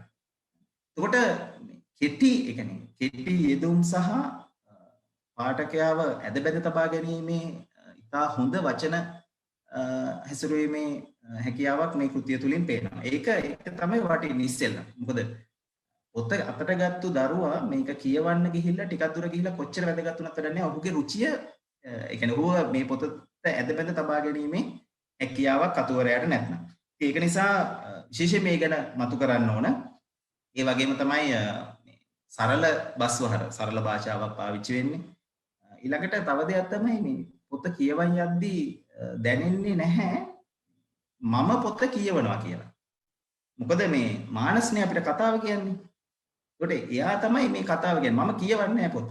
මම මේ කෙනෙක් කියන කතාවක් අහගෙන ඉන්නවා කියන හැඟීමක් තමයි ඇති වෙන්නේ. ඒක අර පොත කියවීමේ වෙසක් නැහැ. කෙනෙක් කියන කතාවක් මම අහගෙන ඉන්නවා විදිහට තමයි දැනෙන්නේ. ඒක හරි ප්‍රබල ලක්ෂණයක්. ඒක මම හිතන්නේ මම මේ පොතේ මුල් පොත කියවලා නැහැ. නමුත් මේ මුල් කතුවරයාගේ ජාකොබ්ස්ගේ හැකියාවත් මෙතන පේනවා. ඒ වගේම චූලානන්ද සමරනායක මහත්මයාගේ ව්‍යක්ත බවත් මේ තුල තියෙනවා. ඊළඟ දේ තමයි වචන කතාව තුල කුතුහලය කියන එක. කුතුහලය ඊළඟට මොකද්ද වෙන්නේ? මොකද්ද මේගොල්ලෝ කරන්න හදන්නේ? කියන දේ දැන් අපි ගත්තොත් එහෙම ළමා යොවුන් සාහිත්‍ය තුල ඔය අර අපි කලින් කතා කරපු දේශනවලත් කියුණා වගේ එක්කෝ නිදන් හොරු ගැන එහෙම නැත්නම් මංකොල්ලකරුව ඇල්ලීමක් ගැන ඒ තියෙන්නේ මොකද පාඨකයා ඇද්ද බැඳ තබා ගැනීමේ හැකියාව අපිට තියෙන්න ඕන කෘතිය හරහා. ඉතින් මේකෙත් පාඨකයාව රඳවා තබා ගන්න ඉතා හොඳින් කතුවරයා සමත් වෙලා තියෙනවා. අපි දැන් අනිත් පැත්තට දැන් යමුනොත් එහෙම මේකේ සාහිත්‍යමය පැත්ත ගැන විවාදයක් නැහැ. තාම හොඳ කෘතියක් විදියට මේක හඳුන්වලා දෙන්න පුළුවන්. දැන් මේ නව යෞවනයාගේ ස්වභාවය මේ කෘතියේ කොයි විදියටද මතු කරලා තියෙන්නේ කිව්වොත් එහෙම මේ නව යෞවනයාගේ සාමාන්‍ය ස්වභාවය තමයි ඔහු මේ අන් අය සමග නිරන්තරයෙන්ම තමන්ව සංසන්දනය කරනවා. දැන් උදාහරණයක් විදියට 26 වෙනි පිටුවේ එක තැනක තියෙනවා මේ ඔහු කියනවා මේ තමන් ගැන මට රත්තරන් පාට කොණ්ඩයක් නෑ. නිල් පාට ඇස් නෑ. හොඳට නිරලාපු මස් පිඩු නෑ. මගේ හැමේ පාටත් අයියාගේ පාට වගේ නෙමෙයි. දැන් මේක මේ සංසන්දනය කියන එක සාමාන්‍ය ස්වභාවයක්. විශේෂයෙන්ම තමන්ගේ ශරීරයේ ලස්සන පිළිබඳ, ශරීර අවයව පිළිබඳ නව යෞවනයා හැමතිස්සෙම මේ කනස්සල්ලෙන් ඉන්නේ. ඒක හරි ලස්සනට මතු කරලා තියෙනවා කතුවරයා. ඒ වගේම තමයි නව යෞවනයාගේ සිතුවිලි. නව යෞවනයාගේ සිතුවිලි ගත්තොත් එහෙම දැන් ඔබට මතක ඇති කෘතියේ එක තැනක සඳහන් වෙනවා මේ අර දොර අරින්න ආපු වෙලාවේ විකල්ප කීපයක් එනවා අපුට. දැන් ඕක තමයි නව යෞවනයාගේ සිතුවිලි ගොඩනැගෙන අවස්ථාව. ඒ කියන්නේ දැන් Tamanට ඒ කියන්නේ විකල්ප සිතුවිලි නිරන්තරයෙන් එනවා. ඒක තමයි මේ අවධියේ තියෙන හොඳ ලක්ෂණය. ඒවා අපි සාමාන්‍යයෙන් අපි අධ්‍යාපන විද්‍යාවේදී උනත් කියන්නේ මේ දරුවගේ මෙන්න මේ චින්තන කුසලතාව විකල්ප සොයා යාමේ හැකියාව වර්ධනය කරන්න ඕන කියලා. දැන් ඔහුට එක එක විකල්ප එනවා. හැබැයි ඒ වගේම අවසානයේ ඔහුට සිද්ධ වෙනවා යථාර්ථයටත් මුහුණ දෙන්න. එතකොට ඒක හරි ලස්සනට නිරූපණය කරලා තියෙනවා ඒ දොර අරින්න වෙන සිද්ධියේදී. ඊළඟට දැන් එයා හිතන විදි දැන් මේ චින්තනයේ අපි ගත්තොත් එහෙම 120 පිටුවේ කතා වෙනවා එයා කියනවා මේ අර ඇඳවන ගැන. දැන් ඇඳේ කාලයක් තිස්සේ අපිට ඇඳක ඉන්න වුණොත් ඇඳවන හැදෙනවා නම් මෙයා හිතනවා මේ ගහෙත් දැන් දවස් ගාණක් හිටියොත් එහෙම මට ගස්වන කියලා જાතියකුත් හැදෙයි කියලා. හරි? දැන් බලන්න මේ ඔහුගේ මේ වෙනකොට ඔය නව යෞවනයාගේ චින්තන විත චින්තනයේ දියුණු වෙලානේ තියෙන්නේ. එතකොට ඔහුට වඩා පුළුල් විදියට හිතන්න පුළුවන්. ඒ හරිය ලස්සනට කෘතිය පුරාම ඒ ලක්ෂණය තියෙනවා. ඊළඟ දේ තමයි අර මං කිව්වේ මේ පාඨකයාට වඩාත් සමීප වෙන්න උත්සාහ කරනවා කියලා කෘතිය පුරා. දැන් 10 වෙනි පිටුවේ මේ පාවිච්චි කරන වචන 10 වෙනි පිටුවේ කියනවා එක තැනකදී හැබැයි ඉතින් මේ වෙලාවේ එහෙම කරන එක මරිමෝඩ වැඩක් කියලා හොඳටම පැහැදිලි. දැන් මේව තමයි මේ සාමාන්‍ය ව්‍යවහාරේන වචන නේ. එතකොට අපි කෘතියක් තුල අපේ නව යෞවනයට සමීප වෙන්න නම් ඔහුගේ භාෂාවන්ට අපි යම් මට්ටමකින් සමීප වීමක් වෙන්න. මේ කෘතිය පුරාම මේ ලක්ෂණය තියෙනවා. නව යෞවනයට හැම අතින්ම සමීප වෙන්න ඔහුගේ මනෝභාවයන්ට හුඟක් සමීපව කටයුතු කරන්න කෘතිය උත්සාහ කරලා තියෙනවා. ඒ වගේම තමයි දැන් අර මම කලින් කිව්වා මේ නව යෞවනයාගේ ලක්ෂණයක් තමයි මේ හැම ඒ කියන්නේ මේගොල්ලන්ට එකතු වෙන්න රංචුවක් වශයෙන් කටයුතු කරන්න තියෙන අවස්ථාව. ඒ කියන්නේ ලැබියාව. අපි මේකට රංචු ලැබියාව කියලා තමයි කියන්නේ. දැන් කෘතිය ගත්තොත් එහෙම ලෙයිලට මට දැනෙන්නේ ලෙයිලට අවශ්‍ය වෙනවා මේ කටයුතු සඳහා තවත් සහායකයෙක්. තනිව මේ කටයුත්ත කරන්න නෙමෙයි. ඊට පස්සේ අර කතාවේ මැද හරියේදී එන තරුණ කණ්ඩායම. දැන් එතන ගත්තොත් එහෙම උන්ට මේ අවශ්‍ය නැහැ මේ උන්ගේ අපිට හැඟෙනවා උන්ගේ මේ මූලිකවම මේ අවශ්‍යතාව තියෙන්නේ මේකට මේ ගහසු රැකීමේ කාර්යයට උදව් කිරීමම නෙමෙයි. ඔවුන්ගේ ස්වභාවය තමයි මේ එකතු වෙන්න අපිට අවස්ථාවක් තියෙනවා නම් ඒ අවස්ථාව තුල එකතු වෙන්න තමන්ට තියෙන අවශ්‍යතාව ටික තියෙනනේ රංචුවක් විදියට කටයුතු කළ විනෝද වෙන්නේ. ඒ අවශ්‍යතාව සන්තුෂ්ත කරගන්න ඕන වෙහෙසනවා. මේක තමයි සාමාන්‍ය තරුණයාගේ ස්වභාවය. ඉතින් විවිධ අරමුණු ඔස්සේ හැබැයි ඔවුන් හැම වෙලේම උත්සාහ කරනවා කණ්ඩායමක් විදියට කටයුතු කරන්න. ඊළඟ කාරණේ තමයි ඊළඟ සුවිශේෂීම කාරණයක් තමයි මේ පිළිගැනීමට ලක්වීම කියන එක. දැන් ඒබ්‍රහම් මැස්ලෝගේ අවශ්‍යතා න්‍යායෙත් එක මට්ටමක් එක අවශ්‍යතාවක් තමයි ප්‍රධාන එක අවශ්‍යතාවක් තමයි පිළිගැනීම හා ආදර අවශ්‍යතා කියන එක. ඒ කියන්නේ ඒක මනුෂ්‍ය ජීවිතයේ අතිශය වැදගත් අතිශය ඉහළ මට්ටමින් මිනිස්සු බලාපොරොත්තු වෙන අවශ්‍යතාව පිළිගැනීම. දැන් මේ පිළිගැනීම පවුල තුලත් සිද්ධ වෙන්න ඕන. තමන්ගේ මිතුරන් අතරත් ඒ කියන්නේ සමවයස්කයින් අතරත් සිද්ධ වෙන්න ඕන. සමාජයේත් සිද්ධ වෙන්න ඕන. ඒක තමයි නව යෞවනයාගේ බලාපොරොත්තුව. දැන් අපේ කතානායකයාගේ ඒ කියන්නේ මේ මානසික තියෙන ගැටලුව තමයි දැන් ඔහුට තමන්ගේ පවුල තුල ඊතරම් ඉහළ පිළිගැනීමක් ලැබෙන්නේ නැහැ කතාවේ විදිහට.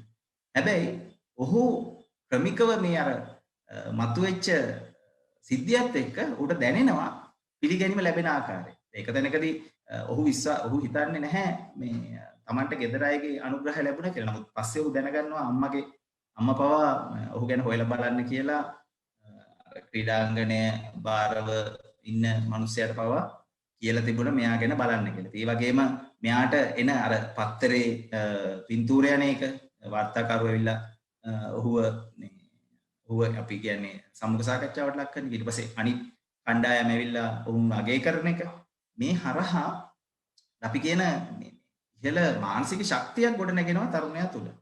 ඉතින් ඒක කියවගෙන යන අපේ ශ්‍රී ලංකාවේ අපේ තරුණ පාඨකයින්ට හුඟක් හොඳින් දැනෙනවා ඇති කියලා මම විශ්වාස කරනවා. ඒක ඔප්පු වෙනවා මේ අපේ චමත්ක කවින් පුතාගේ ඔහුගේ අදහස් දැක්වීමේදී විශේෂයෙන් මම මේ වෙලාව ගන්නවා ඔහු අගය කරන්න. මොකද ඇත්තටම තමන්ගේ වයස් මට්ටම ඉක්මවා ගිහිපු ඉහළ දැක්මක් තියෙන දරුවෙක් විදියට චමත්ක වගේ කරන්නත් මම මේක අවස්ථාවක් කරගන්නවා. ඉතින් ඒ විදියට අපිට සාමාන්‍ය රසවින්දනයක් තියෙන සාමාන්‍ය මට්ටමේ රසවින්දනයක් තියෙන දරුවෙක් වුණත් ඉහළ මට්ටමට රැගෙන යාමේ හැකියාවක් මේ කෘතිය හරහා තියෙනවා. ඊළඟට දැන් සමාජයේ ගත්තොත් එහෙම සමාජයේ තියෙන අවදානය ඊට පස්සේ යම්කිසි ඕනම කෙනෙක්ට තියෙනවානේ මේ ස්වයං අභිමානය කියලා එකක්. ස්වයං අභිමානය කියන එක හැම වයස් මට්ටමකම කෙනෙක්ට තියෙනවා. විශේෂයෙන් අභිමානය කියන එක තියෙනවා මේ නව යෞවනයට විශේෂයෙන්. ඒක අපි කියන්නේ ඔහුව හැම වෙලේම අගය කිරීමට ලක් කරන්න කියන. ඒ අගය කිරීමට ලක් නොවුනොත් තමයි ඔහු වෙනත් විකල්ප ක්‍රම හරහා අවධානය ලබා ගැනීමට උත්සාහ කරන්නේ. හරි? එතකොට සමහර විට ඒ අවධානය ලබා ගැනීමට යොදන උපක්‍රම සමාජය විසින් ඊතරම් ඇගීමට ලක් කරන උපක්‍රම නොවෙන්න පුළුවන්. ඒක නිසා අපි සමාජයක් විදියට ප්‍රවේශම් වෙන්න ඕන මේ විශේෂයෙන්ම නව යෞවනයත් එක්ක කටයුතු කරද්දී ඔහුට අවශ්‍ය අවධානය ඉතාම හොඳින් ඒ අවශ්‍ය මට්ටමින් ලබා දෙන්න. ඒක කෘතිය පුරාම තියෙන එකක් තමයි මේ විශේෂයෙන්ම මේ ස්වයං අභිමානය ගැන කෘතිය පුරාම කතා වෙන්නේ. අනිත් සුවිශේෂී ලක්ෂණයක් තමයි මම දැකපු මේක විශේෂයෙන්ම සම්බන්ධ වෙන්නේ මේ කෘතියේ තියෙන සාහිත්‍යමය ගුණය පැත්තට. මට හිතෙනවා කෘතිය එක් මට්ටම් වල පාඨකයින්ට ඒ මට්ටම් වලින් රස විඳින්න පුළුවන් කෘතියක් කියලා. දැන් උදාහරණයක් විදිහට මම ගත්තොත් මම කෘතිය කියවගෙන යනකොට මට මේකේ දැන් මම මේ කතා කරන පැති මට පේන්න පටන් ගන්නවා. දැන් අපි ගත්තොත් සමාජ විද්‍යාඥයෙක් ගත්තොත් එහෙම ඔහුට මේ කෘතිය වෙන ආකාරයකින් රස විඳින්න පුළුවන්. පරිසරවේදියෙක්ට මේ කෘතිය වෙන ආකාරයකින් රස විඳින්න පුළුවන්. අපේ ශ්‍රී ලංකාවේ අධ්‍යාපන පද්ධතිය ගත්තොත් 5-6 ශ්‍රේණියක දරුවෙක් මේ කෘතිය එක ආකාරයකට රස විඳියි. 10-11 වසරක දරුවෙක් එක ආකාරයකට රස විඳියි. විශ්වවිද්‍යාලයේ එහෙම නැත්නම් වෙනත් තරුණේ මේ කෘතිය වෙනස් ආකාරයකට රස විඳියි. ඒක කෘතියේ තියෙන වඩාත් සුවිශේෂී ලක්ෂණයක් විදිහට මම දකිනවා. ඒ කියන්නේ විවිධ මානයන්ගෙන් මේ කෘතිය දිහා බලන්න පුළුවන් කියලා. ඒක හුඟක් හොඳ ලක්ෂණයක් කෘතියක අපි දකින රසවින්දනය අපේ පාඨකයාට නිදහස දීලා තියෙනවා කෘතිය උචිත තමන්ට හැඟෙන පරිදි රස විඳින්න. ඒක තුල සීමා බන්ධන නැහැ.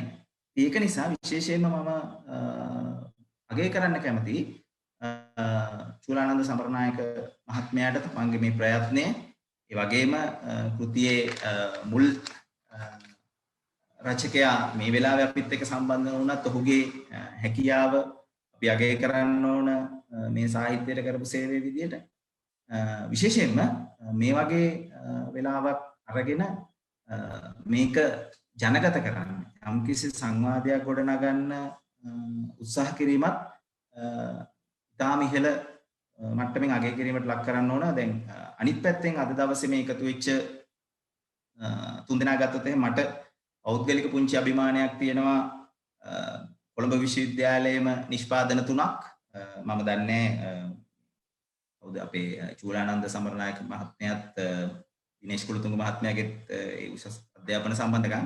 නමුත් අපි දේශනයට ආරාධනා කරපු තුන්දෙනාම කොළඹ විශ්වවිද්‍යාලයෙන් බිහි වෙච්ච නිෂ්පාදන 3ක්.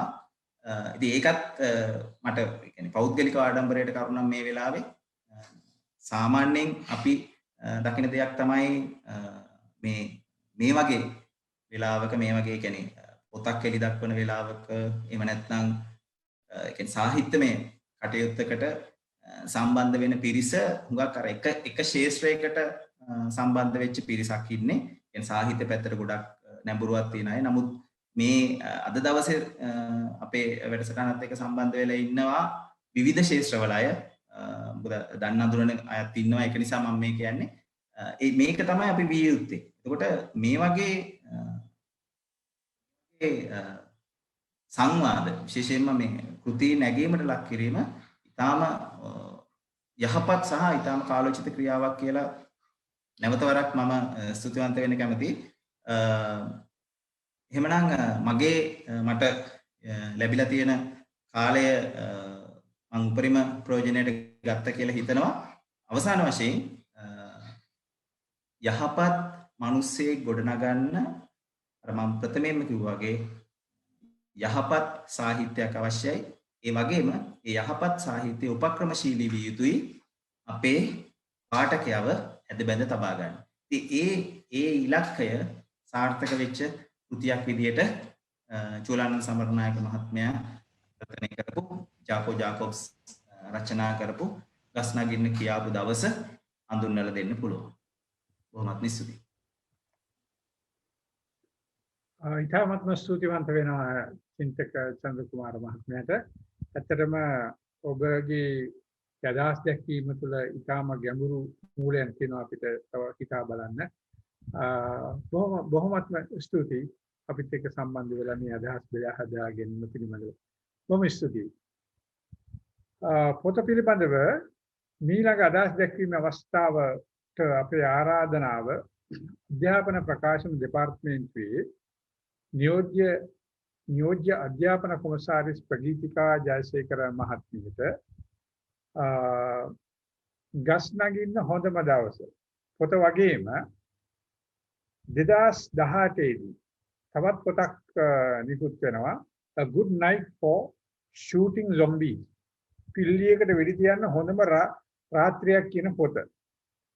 ඉතින් මේ ජාකෝගේ නවකතාව ඇසුරින් ඒ නවකතාව ඇතුලින් චිත්‍රපටයක් නිර්මාණය වෙලා ඒක දකුණු අප්‍රිකාවේදී තිරගත වෙනවා. මේ පොත් දෙකම බ්‍රිතාන්‍ය සාහිත්‍ය සම්මානයක් වෙන කාන්ජී කියලා කියන පදක්කම සඳහා නම් කරනු ලබනවා. ඒ විතරක් නෙවෙයි සුවිශේෂී IBBY South Africa සම්මානය exclusive books IBBY South Africa award එකත් මේ පොතට ලැබෙනවා. ඉතින් ලංකාවේ සාහිත්‍ය සම්මාන ගැන ඔබට හොඳ අත්දැකීම් තියෙනවා. දීර්ඝ කාලයක් තිස්සේ සම්මාන පිළිබඳව වැඩ කටයුතු කර බව අපි දන්නවා. ඉතින් ඩිංගක් මේ සම්මාන ගැනත් අදහස් දැක්වීමක් කරන්න පුළුවන්කමක් තියෙනවා නම් මේ අදහස් දැක්වීමත් එක්ක ඒකත් හොඳයි කියලා හිතෙනවා. ඉතින් මේ අවස්ථාව ඔබටයි ප්‍රගීතිකා ජයසේකර මහත්මියට.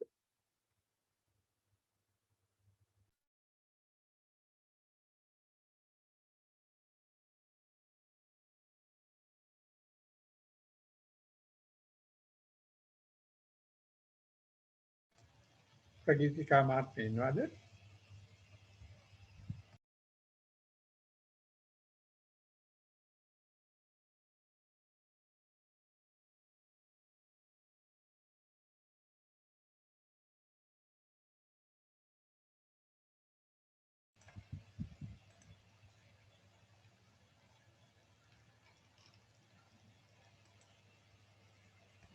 ඔව් එතුමිය සම්බන්ධ වෙනකන් මම හිතන්නේ තනුජායගම මහත්මිය උත්සාහ කරાવી එනවද බලන්න.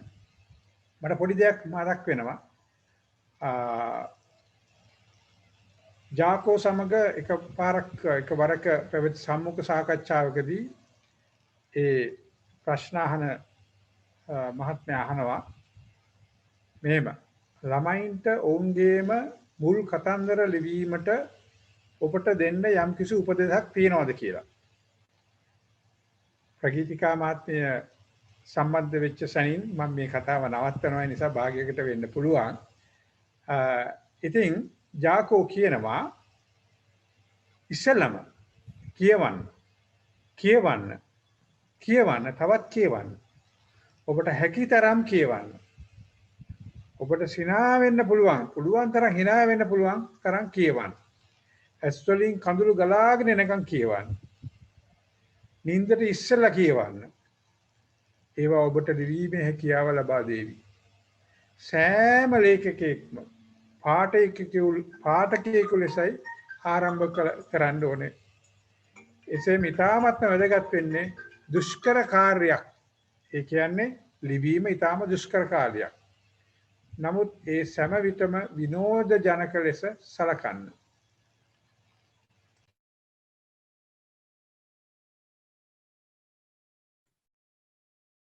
ස්තුති දිනේෂ් කුලතුංග මහත්මයාට සහ තනුජායගම වෙනවියට මේ ආරාධනය සම්බන්ධයෙන් මාව ඇහෙනවා ඇති කියලා හිතනවා. ඇත්තටම මේ ගස් නගින්න කියාපු දවස කියන පරිවර්තනය ජාකොබ්ස්ගේ පොත චූලානන්ද සමරනායක මහත්මයාගේ පරිවර්තනය ගැන දැන් බොහොම අදහස් අහගෙන හිටියා. මම ඇත්තට මේ හුඟක් අදහස් වලට මමත් එකඟයි සහ මගේ නිරීක්ෂණ කීපයකුත් ඉදිරිපත් කරන්නේ අදහස් වලට එකතු කරන්න මම කැමතියි. එතෙන්දී සියලු දෙනාගේම අවසරයි මට ඒකට. මේ පොතේ නමේ විශේෂත්වය ගැන ගත්තොත් ගස් නගින්න කියාපු දවස වගේ නමක් පොතක නමක් අපේ යෞවනයන්ට මට මෑත කාලේම හම්බ වෙලා තියෙනවද කියලා හිතෙනවා. ඒ කියන්නේ ඇත්තටම පොතක නමකුත් අපි කියවන්න හොඳ ප්‍රවේශයක් ගන්න නිසා මේකේ ඇති වෙන මේ කුතුහලයයි මොකද්ද මේ ගස් නගින්න කියාපු දවස කවද්ද කියලා හිතෙන එකත් එක්ක ඒ පොතේ නමෙනුත් එන පෙළඹවීමක් තියෙනවා. ඒ වගේම මම මේ පොතේ භාෂාව ගැන කතා කරොත් මම කැමති ඉස්සෙල්ලා පොඩි නිදර්ශන කීපයක් කියවලා ඉන්න මේ.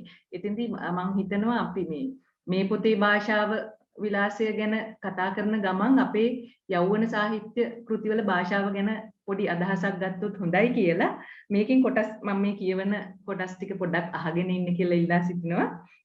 මේකේ චූලානන්ද සමරනායක මහත්මයා පරිවර්තක සටහන මෙහිම කියනවා. ළමුන් සහ යෞවනයන් උදෙසා කෘති සම්පාදනයේදී අප රටෙහි සෑම විටම පාහේ ප්‍රමුඛත්වය දෙනු ලබන්නේ උපදේශාත්මක කෘති රචනයේට. එහි වරදක් නැතද ළමා සහ යෞවන සාහිත්‍යය යනු හොඳ ළමුන් බිහි කිරීම උදෙසා උපදේශ සැපයීම මෙන්ම ඒ ඉක්මවා යන අතිශය පුළුල් පරාසයක්ද ආවරණය කරන්නකි. දැන් මම ඊළඟට කියවන්නේ මේ පළවෙනියට තුති පිදුමේ කොටසක්. ඒක චූලානන්ද සමරනායක මහත්මයා ජාකෝබ්ස්ගේ හඬ අවදි කරන විදිහ. මේ පොත ලියන්න මට හුඟක් අය උපකාර කළා. මම ඒ අයට බොහොම ස්තුතිවන්ත වෙන්න ඕනේ. ඔක්කොටම කලින් මං හිතෙන් ගස් නැග හිටපු කාලේ මගේ වැඩ ඉවසගෙන මාව දිරිගන්නපු එකට මට ආදරය කරපු එකට එලිස් මියා එමා ඔයාලට බොහොම ස්තුතියි. වරහන් ඇතුලේ තියෙනවා හාදු ගොඩකුත් එක්ක හොඳේ කියලා. ඊට පස්සේ මේ කතාව පටන් ගන්න විදිය. පළවෙනි මාතෘකාවත් හරිම රසවත්. ඉඳුල් බඳුන් සෝදන රාජකාරී. ඒ බීරි උටප්පරේ තමුසෙට දොරේ බෙල් එක වදිනවා ඇහුනේ නැද්ද හැබෑට? මං දත් මිටි කාගෙනම කොළපාට සන්ලයිට් දියර බින්දුවක් කුස්සිය සිංක් එකට මිරිකලා දැම්මා. මං හිතන්නේ මං කියපු අදහස වැටහෙන්නේ නැති. දැන් අපේ රචකයා දැන් ලංකාවේ රචකයා කොහොමද අපි දැන් මොන හරි දෙයක් ලියද්දී ඉදිරිපත් කරද්දී ගොඩක් විට අපි අර මේ සාම්ප්‍රදායික ලේඛන නැඹුරුව තමයි තියෙන්නේ. දැන් මේ යෞවන සාහිත්‍ය කෘතියේදී උනත් චූලානන්ද සමරනායක මහත්මයාම තමයි මේ ජාකෝබ්ස්ගේ මේ ව්‍යවහාරය අපිට ගේන්නේ. ඒත් එතුමාම තමන්ගේ කොටස ලියන්නේ අර පුරුදු ලේඛන ව්‍යවහාරයෙන්. දැන් මේ ආකෘතියෙන් නෙමෙයි අපිට ලියවෙන්නේ. ඒක මම ඒක මතු කරන්න කැමති උනේ ගොඩක් අපේ යෞවන සාහිත්‍යය අපි දකින දෙයක් ඒක. මටත් ඇත්තටම මේ පොතේ දකින එක විස්මයජනක දෙයක් තමයි ඒක. නියම ඒ කියන්නේ කතකයාට ගැළපෙන භාෂා ව්‍යවහාරයක් යොදාගන්නේ කොහොමද? ඊට පස්සේ යෞවනයන්ට ආමන්ත්‍රණය කරන්න පුළුවන් භාෂාවක් යොදාගන්නේ කොහොමද? මම හිතන්නේ අර චමත්ක පුතත් ඒක පැහැදිලි කරා ඉතාම මනවින්. යෞවනයෙක් මේක කියපු නිසා මට ඒ දැනුණු දේ තවත් අහුරු කරගන්න සාක්ෂියක් කියලා මම හිතනවා ඒ පුතාගේ අදහස. එහෙම බැලුවාම මේ භාෂාව සම්බන්ධයෙන් අපි දැන් යෞවන සාහිත්‍ය භාෂාව සම්බන්ධයෙන් අපි ඉන්න තැනින් ටිකක් ඉස්සරහට ගෙනියන අපිට අර චූලානන්ද සමරනායක මහත්මයා කිව්වා වගේ කවුලුවක් විවර කරලා දෙන පොතක් හැටියටත් මම මේ පොත අඳුනගන්න කැමතියි. අර වගේ වචන භාවිතයක්. ඇත්තටම බැලුවොත් අපි මම යෞවනියක් නෙමෙයි. ඒ නිසා නමුත් අපේ යෞවන කාලේ අපි බස් රථයක පාසලට යද්දී අතරමඟදී ඒ යෞවනයන් පිරිමි ළමයි කතා කරන විදිහ දැන් ওই වගේ වචන භාවිතයක් ඉතා සාමාන්‍ය දෙයක්. නමුත් අපි අපේ පොත්වල දකින්නේ ඊටම මේ කතන ව්‍යවහාරයට සමීප භාෂා ව්‍යවහාරනේ අපි යෞවනයාගේ මුවට නංවන්නේ. ඒකට හේතුව අපි මම හිතන්නේ අපි ගොඩක් වෙලාවට හිතනවා ළමයින්ට දෙන්න පුළුවන් දේවල් දැන් මේ බීරි උටප්පරේ වගේ වචනයක් පාවිච්චි කරයිද කියලා. අනිත් එක මේව සම්බන්ධ තවත් අදහස් එනවා. දැන් අපි තුන් විශේෂ අවශ්‍යතා සහිත අය සම්බන්ධයෙන් ගත්තාම මේ වගේ හැඳින්වීමක් ඒ අයට මොන හරි ගැටලුවක් ඇති කරයිද වගේ දේවල් ගැන සමහරලාට මේ අපිට බයක් ඇති වෙන්න පුළුවන්. මම කතා කරන්නේ යෞවන සාහිත්‍ය ලේඛකයන්ට ඇති වෙන්න පුළුවන් තත්ත්වයක් ගැන. එහෙම බැලුවොත් දැන් මේ පොත කියවනකොට අපිට වැටහෙනවා ඒ වගේ වචන භාවිතයක් ඇත්තටම ඒ වචන භාවිතය සාධාරණීකරණය කරනවා නෙමෙයි මේ පොතේ. එහෙම අඳුන්වන එකේ තියෙන අනික් කෙනාට තියෙන හිංසාව මේ පොතේම පැහැදිලි වෙනවා. මෙහිම මේ කවුරු හරි කෙනෙක් ওই විදිහට තමුන්ට කතා කඩාපනිනවා නම් එයාට කරන්න වැඩ දෙක තුනක් තියෙනවා කියලා අර හරි ලස්සනට මේ විකල්ප ටික පැහැදිලි කරන ඒ වගේ කෙනෙකුට කොහොමද සලකන්න ඕන කියලා. නමුත් මේ පොත මම අර එකින් කියවන්නේ නැහැ. නමුත් ඒ විකල්පවලදී පැහැදිලි වෙනවා ඒක හොඳ දෙයක් නෙමෙයි කියන එක. විශේෂයෙන් ළමා සහ යෞවන සාහිත්‍ය කෘතිවලදී අපි අපේක්ෂා කරන දෙයක් තමයි කෘතිය ඇතුලේ මතුවෙන ගැටලු වලට කෘතියෙන්ම විසඳුම් ලබා දෙන එක. මම හිතන්නේ අන්න ඒ වගේ තැනක් මේ මම ඔබට ඉදිරිපත් කරපු එක භාෂාව සම්බන්ධයෙන් ගත්තාම මේක දිගින් දිගටම යනවා මේ විදිහට හරි අපූර්ව භාෂා ව්‍යවහාරයක්.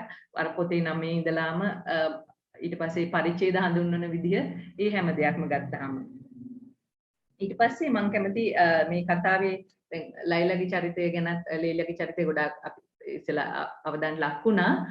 ලීලාගේ චරිතයේ තියෙන නායකත්ව ගුණාංග ඒ ගෑනු ළමයෙකුට අපි යෞවන දැරියකට මේ පොත කියවද්දී යෞවනයන්ට තමන්ගේ අනිකා හඳුන ගන්න තියෙන අවස්ථාව මේ ඒ වගේ චරිතයක් හඳුන ගන්න දෙන අවස්ථාව ඉතා වැදගත් කියලා මම හිතනවා. ඒ වගේම ලීලාගේ චරිතය ආශ්‍රයෙන් සාකච්ඡා කරන මේ මතු පිටින් නොපෙනෙන තව පැත්තක් මම දැක්කා. ඒ තමයි අපි කියන්නේ දැන් ඔය සිංගල් පේරන්ටින් කියන එක දැන් අපේ රටේ වගේ ඒ වගේ සංකල්ප දරුවන්ට හඳුන්වා දිය යුතුයි කියලා හිතලා අපි පොතක් ලිව්වොත් ඒක කොච්චර කෘත්‍රිම වෙයිද? නමුත් මේකේ මේ පොතේ ඒ වගේ සංකල්පයක් කොච්චර සරලව සාමාන්‍යකරණය කරනවද කියලා මට හිතුණා. ඒක මගේ එක නිරීක්ෂණයක්. එතෙන්දී මම කියන්න කැමති ඒ කියන්නේ දැන් ලීලායි අම්මයි තමයි ඉන්නේ.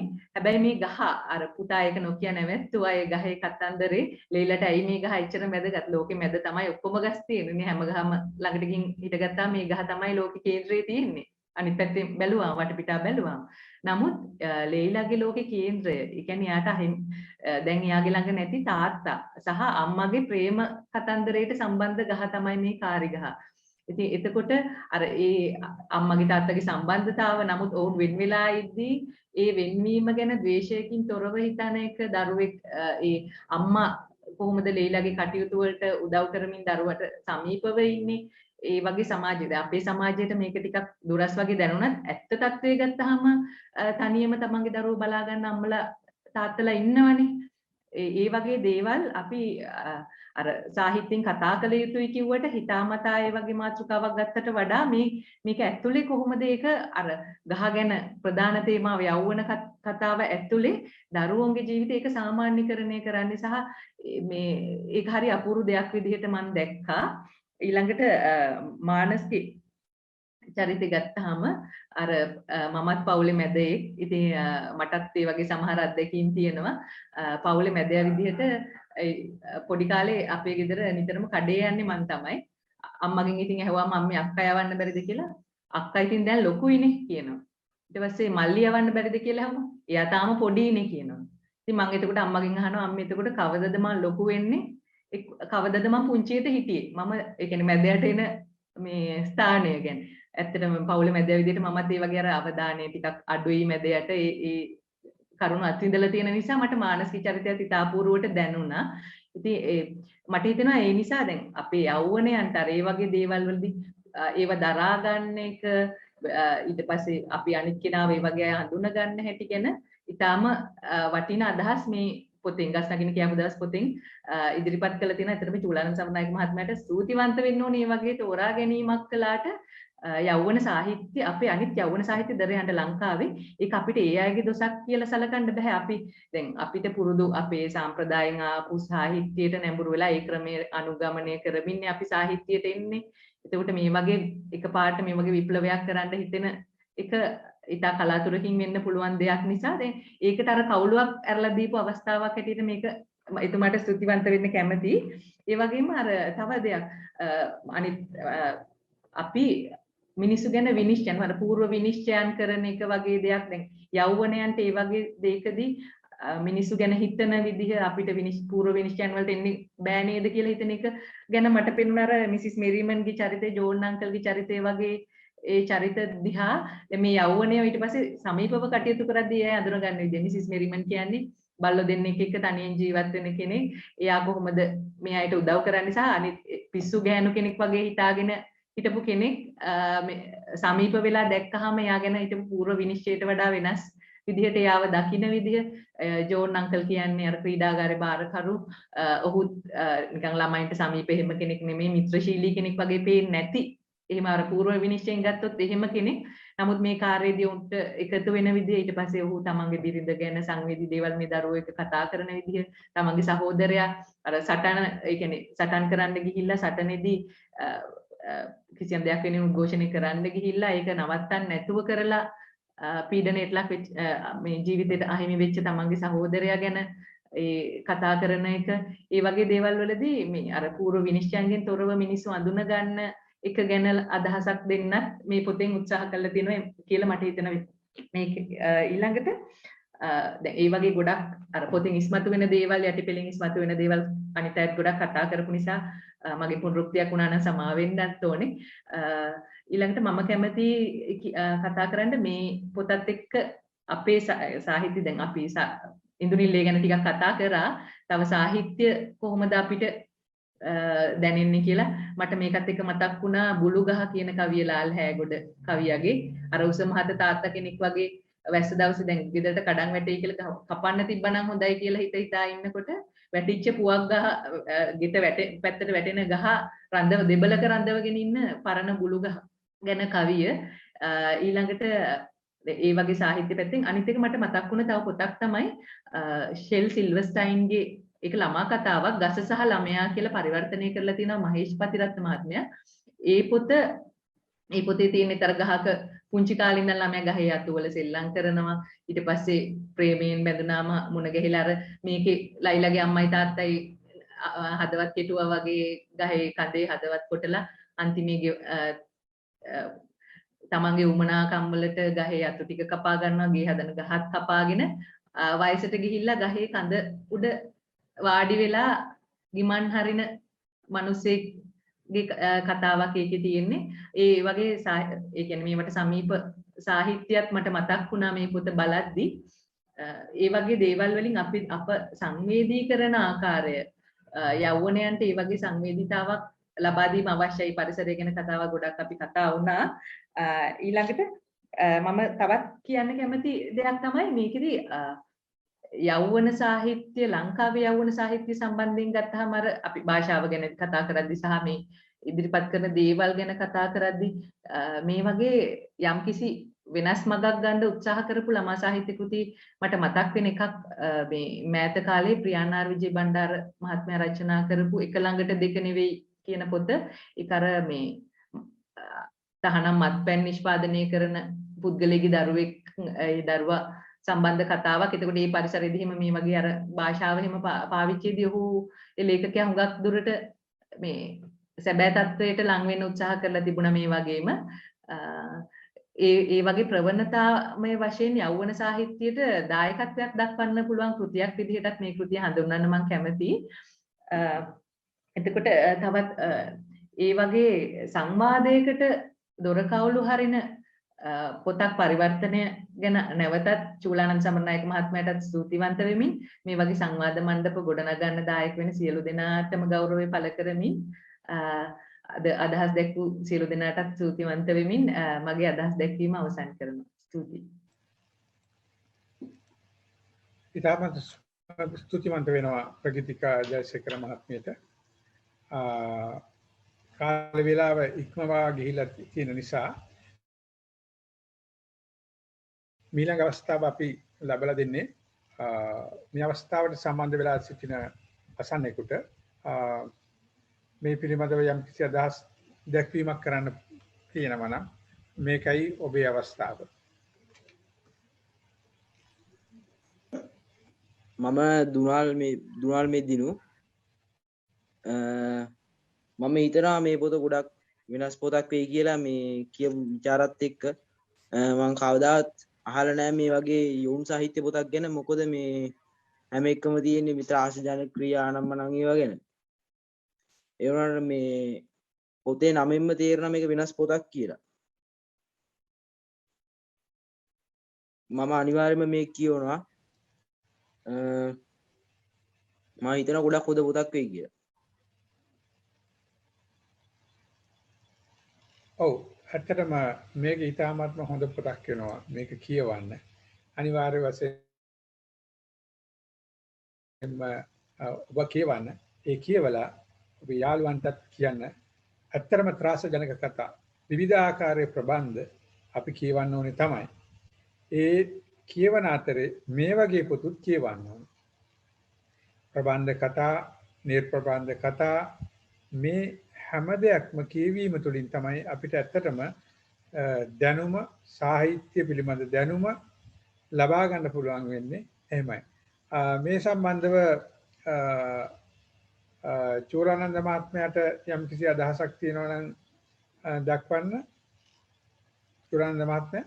ඔව් මම හිතන්නේ මේ මම සියලු දෙනාටම ස්තුතිවන්ත වෙන්න ඕනේ මේ අදහස් දක්වපු ප්‍රගීතිකා, ඉන්දුනිල්, අපේ කොළඹ සරසවියේ චින්තක, ඊට පස්සේ චමත්ක ඇතුළු දිනේෂ්, මේ සියලු දෙනාටම මම ස්තුතිවන්ත වෙන්න ඕනේ. විශේෂයෙන් චමත්කගේ අදහස් මට ඉතාමත්ම වටිනවා. ඔහු නිර්මාණකරුවෙක් හැටියට ආපු මගදී අපි බලාගෙන ඉන්න කණ්ඩායමක් හැටියට, පුද්ගලයන් හැටියට ඒක ඉතාමත් වැදගත්. මොකද මේකෙන් අපි ආමන්ත්‍රණය කරන්න බලාපොරොත්තු වෙන පාර්ශවයෙන් කෙනෙක් චමත්ක බොහොම අපූර්වට ඉදිරිපත් කළා. මම හිතන්නේ ඔහුගේ ව්‍යායාමය පිළිබඳව කතිකාචාර්ය චින්තක මහතත් ඇගයුමට ලක් කරා.